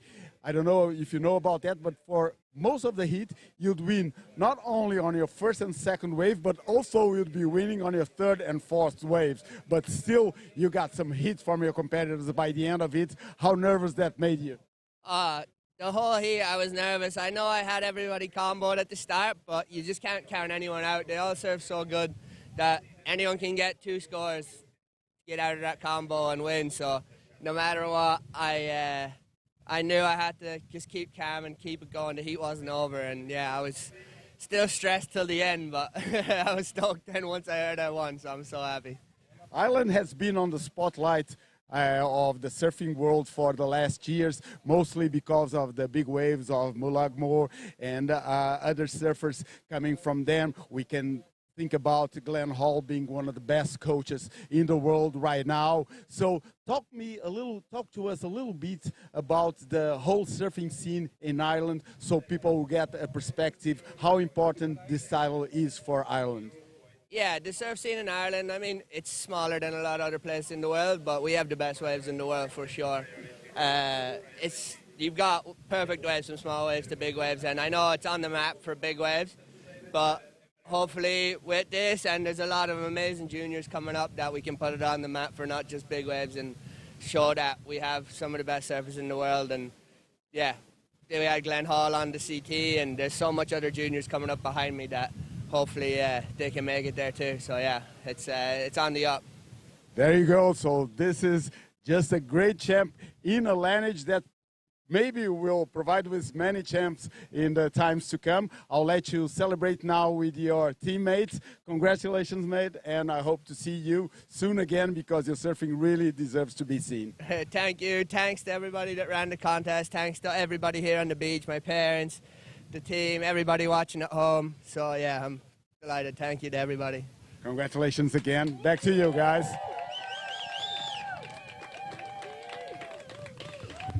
Beautiful win there for the Irish team. Wow, what a final we had on our hands, Nuno. That was a must-watch final, and that just represents everything here for the Eurosurf. It couldn't be any better. I mean, so well disputed there by each one of those 4 surfers. And, well, it was the Irishman taking the win home. In the meanwhile, on these heats, the final here we have in the water, we got the score for Charlotte Mully's last wave in first and only wave. So 6.33 is enough to take her to the lead and puts her in a safer spot, but not safe enough, because we got 20 minutes left on the heats. And here's Mafalda. On the assault on her back, and there goes 2 strong turns. And she's feeling it. Fist pumping twice there after the completion of that wave. Mafalda Lopes came in strong, swinged, and belt that wave 2 times. Take us through the replay, Lorenzo. Wow, that was amazing. Look at this first turn. And then that second was a bit off timing. I thought she almost lost it, and she's still able to pull it off. That was amazing. And here's Maria Salgado, her fellow teammate, trying her luck there to upgrade her 2.33 backup score. And I don't know, it would be close. If she doesn't get that replacement, it would be very close, I would say. I just only know one thing. Mafalda needs a 1.51, and that's going to be easy after seeing that wave. Maria Salgado needed a 3.24. Hopefully she's going to get it. But right now, I think off of that wave exchange, Mafalda took the best one there. Let's wait and see if the judges agree with me. They are the ones that call the shots. They punch in the numbers into the system, and then the average comes out, and wow, that's a big score, Lorenzo. Wow, a 7.83 waterway here to start your final, or not to start, but to go in your final. Mafalda Lopes, we knew she was one of the title contenders here. She's defending her title previously on the Eurosurf 2023. and she's doing it very well. Very close to excellent score there, Nuno. Indeed, and well-deserved. Mafalda Lopes putting in a clinic there and showing everyone she means business in terms of renovating her title here at the Eurosurf. She is the defending champion of the Eurosurf 2023 that was held here during the Santa Cruz Ocean Spirit 2 years ago, and she is coming for more. Meanwhile, the last wave of Maria Salgado would be enough, but after that wave of Mafalda, not enough to take first place, but enough to take second place. What's the score, Lorenzo? Yeah, so the score is 4.43, and right now this is a dream situation for Team Portugal. I mean, they lost their surfers very early, Francisco Ordonhas and Gabriela Diniz, which was not expected on this competition. They couldn't find themselves here on these conditions, but Mafalda Lopes and Maria Salgado turning things around and making their team proud. Very well served by the girls. And now is Charlotte Mully trying her best out there. Yeah, she needs to back up that 6.33. If she wants to remain in the conversation, that wave will not cut it. 1:07, very quick by our judges to post that score. Charlotte Mole, unfortunately not finding that wave with an open wall, with an open face. And she needs to pack herself back into the lineup and wait until priority is with her and catch a wave that she likes. Now up in riding is Ariana Ochoa, using her first priority to get herself back in the heat, and she's not going to do much of an impact with that wave. She's had a 3.47 before and now a 1.07, so that's not enough to jump any places higher. So she's going to remain in fourth at the moment, but still plenty of time to go, Nuno. Yes, indeed. I was about to say that last wave of Ariana Ochoa was very similar to Charlotte's last wave, and they got exactly the same score. It was a turn attempt there. That's what they not want to, as a keeper, of course. They are searching the lineup for more opportunity. There's still plenty of time on the clock. Ariana Ochoa is right now with a 3.47 as his best scoring wave at the moment. She needs a requirement of a 9.19 to attack that first place position occupied by Mafalda Lopes. Mafalda Lopes only 2 waves, Lorenzo, and they are doing the job. First 2 waves of Mafalda are enough for her to be leading this one comfortably. Let's see if Mafalda can bring home the bacon. Oh yeah, it would make her here a bike champion, yes, 2-time champion in a row here at the Eurosurf competition. And here's Ariana Ochoa with a nosedive. Yeah, late drop there, not able to stick that one. Ooh, meanwhile, out the back, Lorenzo. Yeah, Mafalda Lopes. Oh, that's unusual. Surprising. Yeah.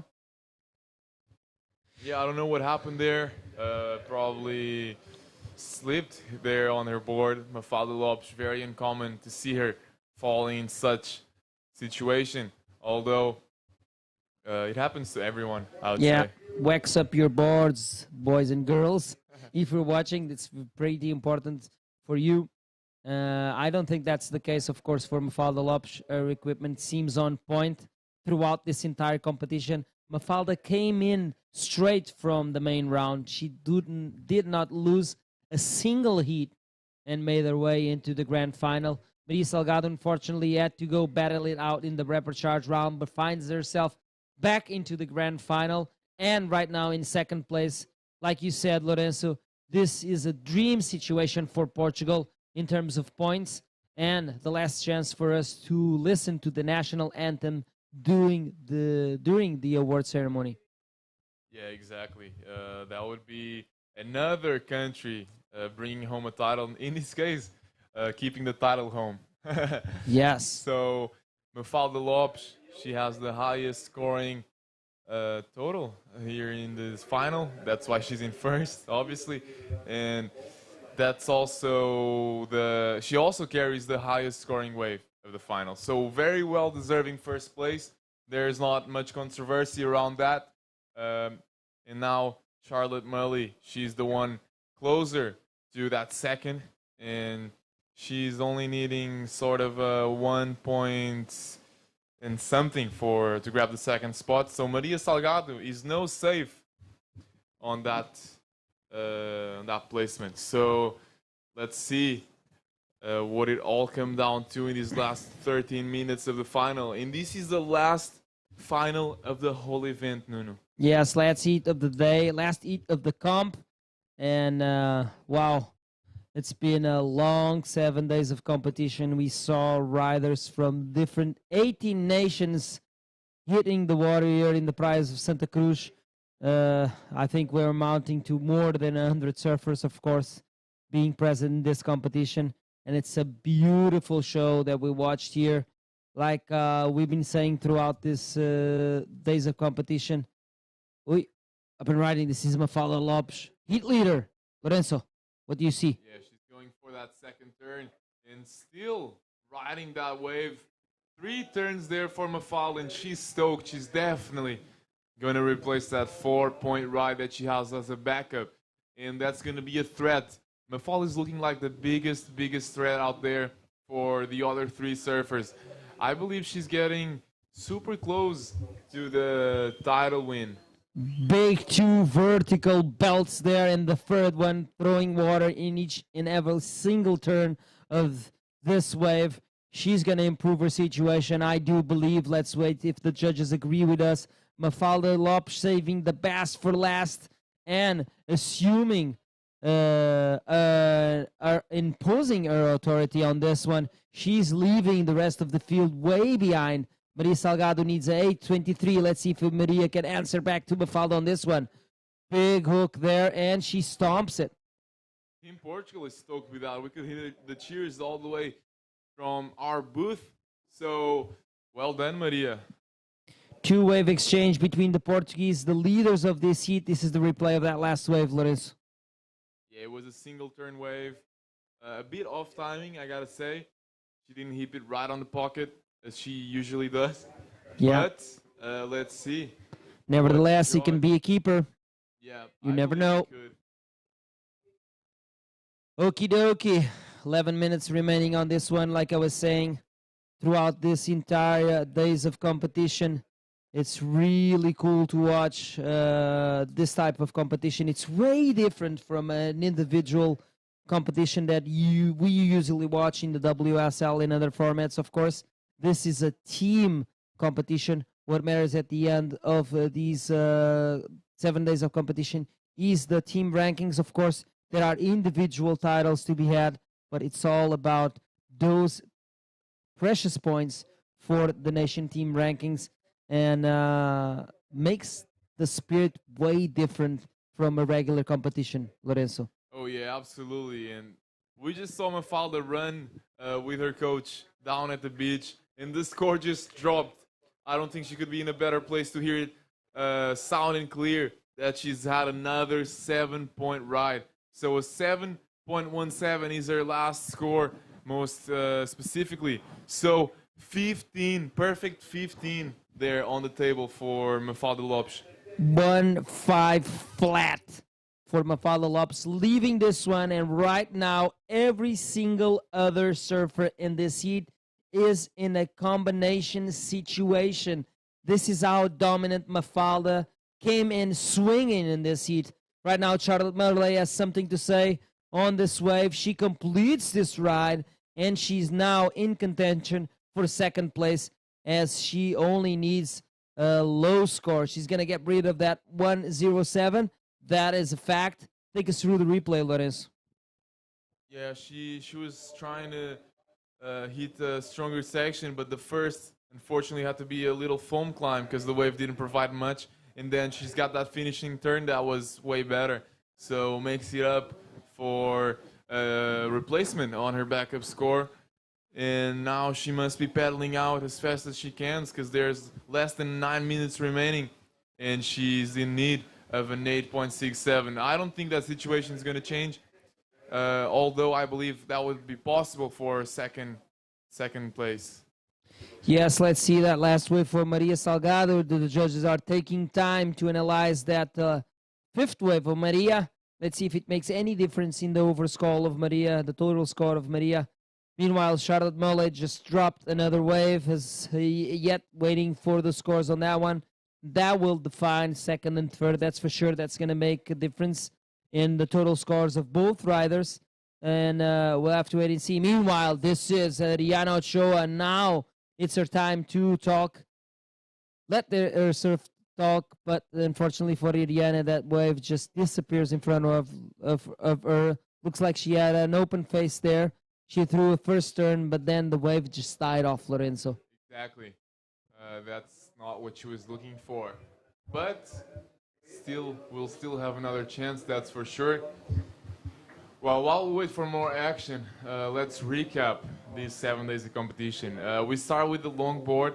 The first day was a very short day. We just had a couple of hours of the event. And then the swell kept rising for the next couple of days, where we had some very heavy short break action.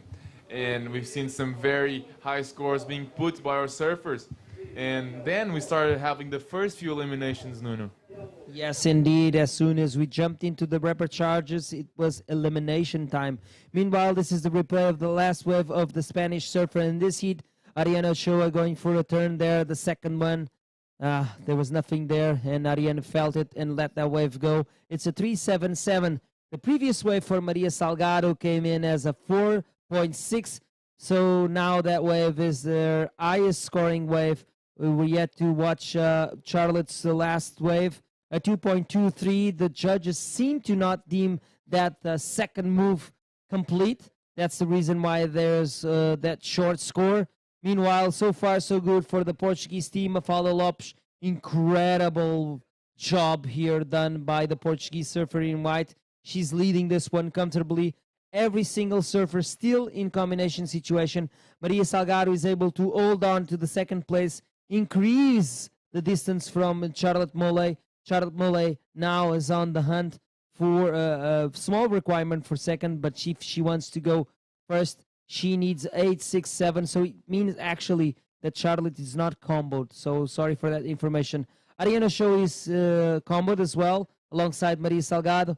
Rihanna is needing a 15-point combination, but she can still attack third and second position at the moment. Yeah, let's just remember that the needs at the moment are not for second or third. They're for first place.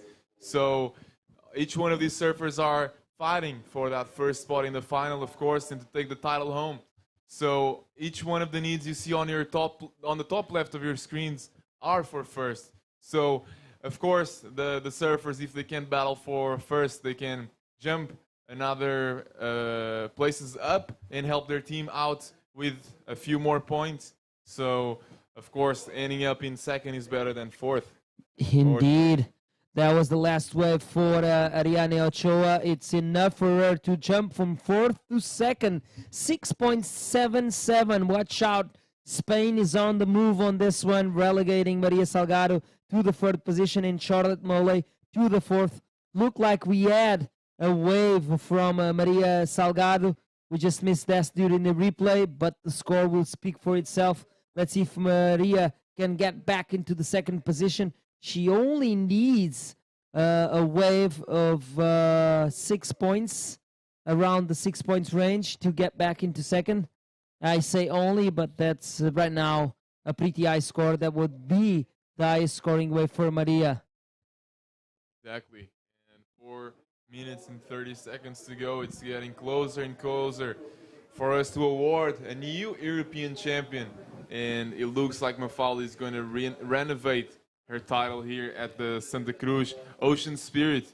And it looks like Maria Salgado will still have another shot at the second place. Currently, the shot for the first is very difficult as she's in a combo situation.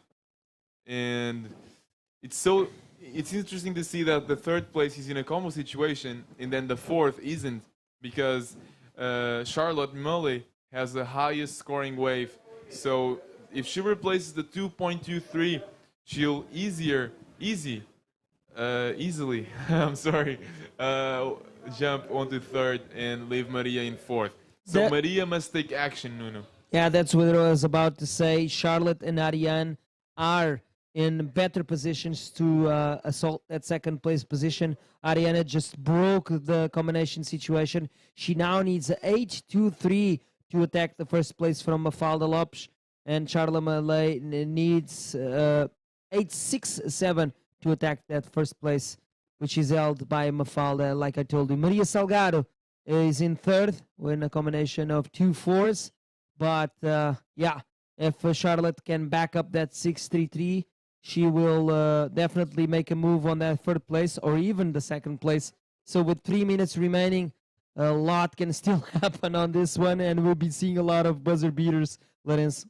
Yeah, this is the competition of buzzer beaters. I can't remember a comp I've watched with so many of them, Nuno. And it just leaves room for this final to end up in a similar situation. So don't let your hopes down if you're supporting...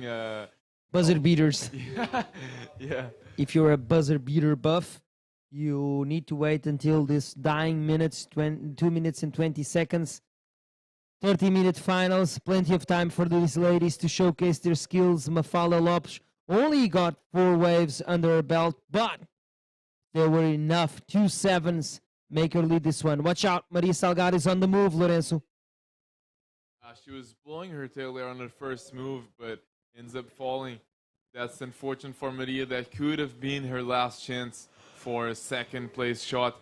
And this puts Charlotte in a very good looking situation because she has first priority and she's needing a bit less than a 2-point ride for the third place and also an attack for the second. So Charlotte Moley can still turn things around, and it'll be very difficult to get that first place, but the second and third are still very open. So let's see what Charlotte plays here. 4:22 is the score that Charlotte needs to overtake Ariane Ochoa from that second place position, and pretty obtainable if you've been paying attention to Charlotte Moley surf in this event. You know that she can do it in her sleep, but it's a matter of catching a wave.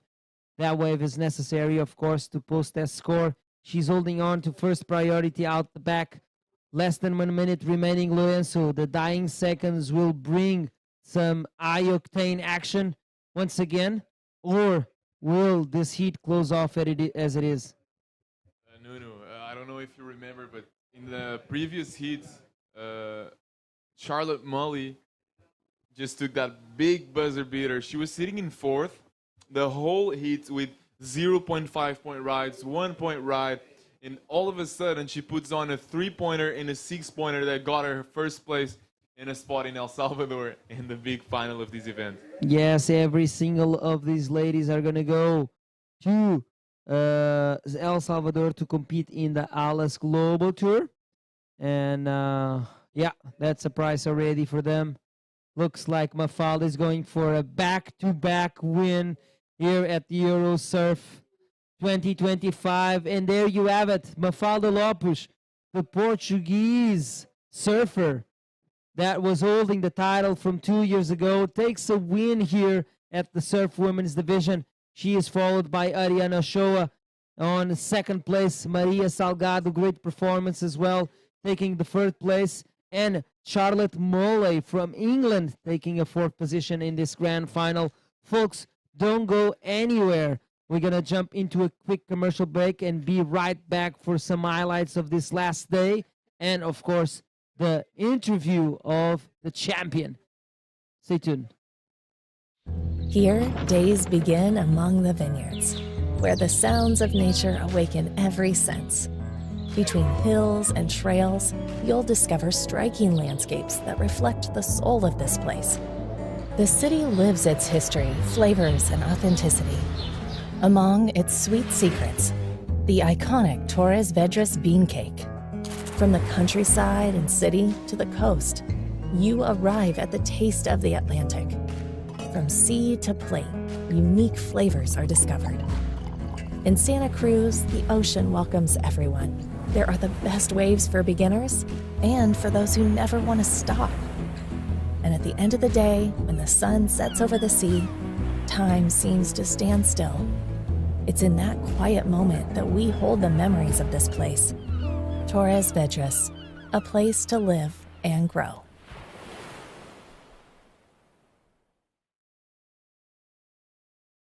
Welcome back, folks, to the live stream of the last day, day number 7 of the Euro 2025. Eurosurf 2025, as we see an image of Mafalda going for a victory lap there. She cannot believe it. She's so super stoked to get a back-to-back win here at the Eurosurf. She won it 2 years ago. She wins it once again for Team Portugal here in this edition. Part of the Santa Cruz Ocean Spirit International Wave Sports Festival, brought to you by the local municipality, of course, of Torres Vedras and Promotores. A bunch of sponsors got behind this one, of course. As you all know, we've been shouting in mouth throughout this entire live stream as we are watching a beautiful image of Portugal's redemption here on the last heat of the day, taking a very important win by the hands of Mafalda Lopes. Also, congratulations to Maria Salgado getting a third place. And there you have it on the shoulders. Mafalda Lopes back-to-back wins here. She is the surf women's champion of the Euro Surf 2025. Beautiful event here that we had in this last 7 days of competition in Praia do Navio. Beautiful part of the west coast of Portugal, that is Santa Cruz in the Torres Vedras Council. I'm going to do the highlights of this last day of competition. Best wave in the longboard men belongs to Nicolas Garcia, taking an impressive win. Was his last wave of this competition that gave him the win, 7-3-3. Going to the top score of the longboard women's division, it was Tilde Rasmussen from Denmark, 7-6-7, that she got in the final, if I'm not mistaken, allow her to win this event. The surfman, we saw Luis Diaz posting a 9-17, the highest scoring wave of this event in general, but it was not enough for Luis Diaz to clinch the win here in this division. It was Garrett McDade taking the win there in the final with an impressive overall score total of a 1584. And this surf women's division, the top scoring waves belong to the lady that you're watching in your screen in the white singlet, Mafalda Lopes, 7-8-3 in the final, and backed it up with a 7-17 and total score of 15. These are the highlights of the scores of this last day of competition here in this Eurosurf 2025. As we wait for Mafalda to get up here for the interview, we want to let you know that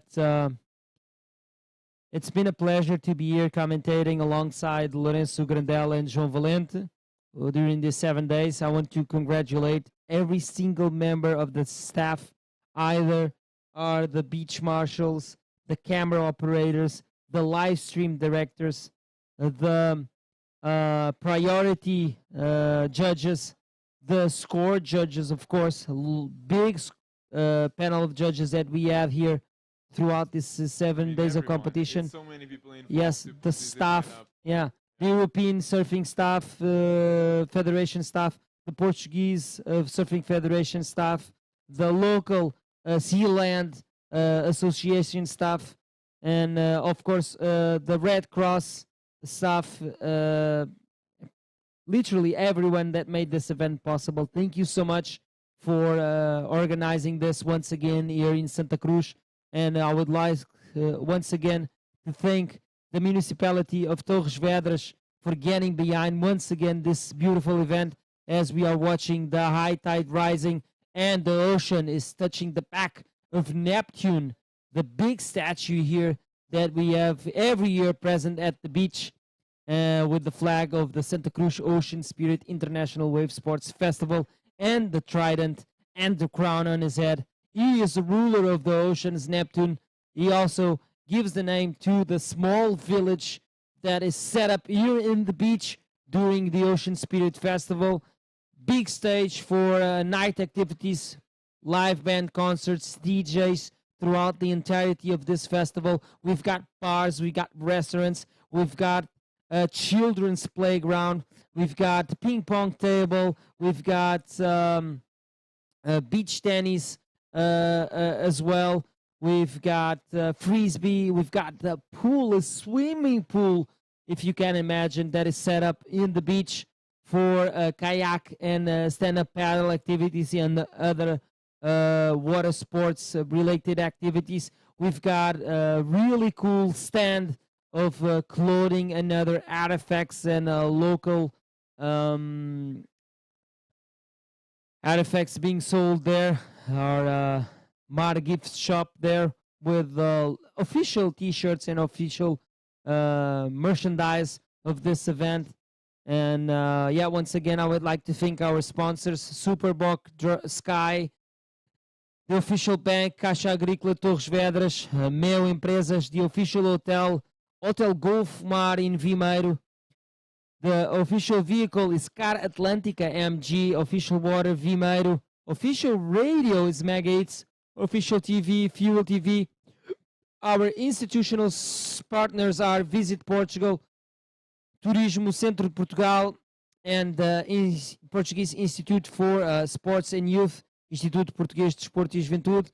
We'd also like to thank Kayak, Surf.net, Surf Total, Decathlon, Delta Cafés, Grafi Vedras, Campotec, the European Surfing Federation, the Portuguese Surfing Federation, the Portuguese Association, National Association of Surfing, Sealand, the local association here in Santa Cruz, Surf Social Wave, Valor Sul, Eco Event, of course, Cruz Vermelha Portuguesa, Portuguese Red Cross, Oeste Portugal, and Mar Gifts is the official store.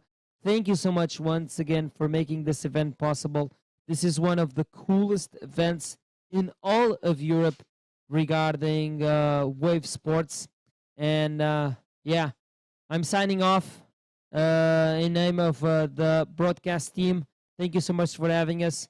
And we'll see you again next year for sure. But before that, I'm signing off to Lourenço Grandella for the final interview of this competition. Lourenço is in the glass with Mafalda Lopes. So, Lourenço, take it away. Mafalda Lopes is your winner for the 2025 Eurosurf Women's Division. Wow, Mafalda, what a win. That was a dominating win there, putting a 15-point hit total. Congratulations. And what does it mean for you to bring this win home for Portugal? I have no words. I couldn't be happier. I mean, I could be happier if Portugal also won, which was the main goal. But since we didn't, it was the best result I could ask for. I just want to thank everyone who believed in me, and thanks, everyone. Well, you're Portugal pride right now. I mean, I'm sure the whole country is with you, and everyone was supporting here the local crew. And this is your second title here in the Eurosurf, so you're officially the vice-champ here of this contest, European champion. So what does it feel for you individually as a surfer? It's incredible. I never thought it would be possible to be vice-champion, but I mean, it's probably the best title I have. And yeah, I'm just super happy. I have no words. I can't believe it. Muito bem, é muito merecido e todos os portugueses estão orgulhosos de ti, tanto como a equipa e todos os treinadores. Muitas emoções. Há uma mensagem que queiras mandar para quem te apoia e para quem está contigo desde o início? Claro, obrigado a todos, aí os que estão a ver em casa e a apoiar, os que me apoiaram desde sempre. Infelizmente Portugal não conseguiu o título, mas estou super feliz por ter conseguido e melhor só mesmo era ver os outros também a ganhar. Mas pronto, obrigado a todos.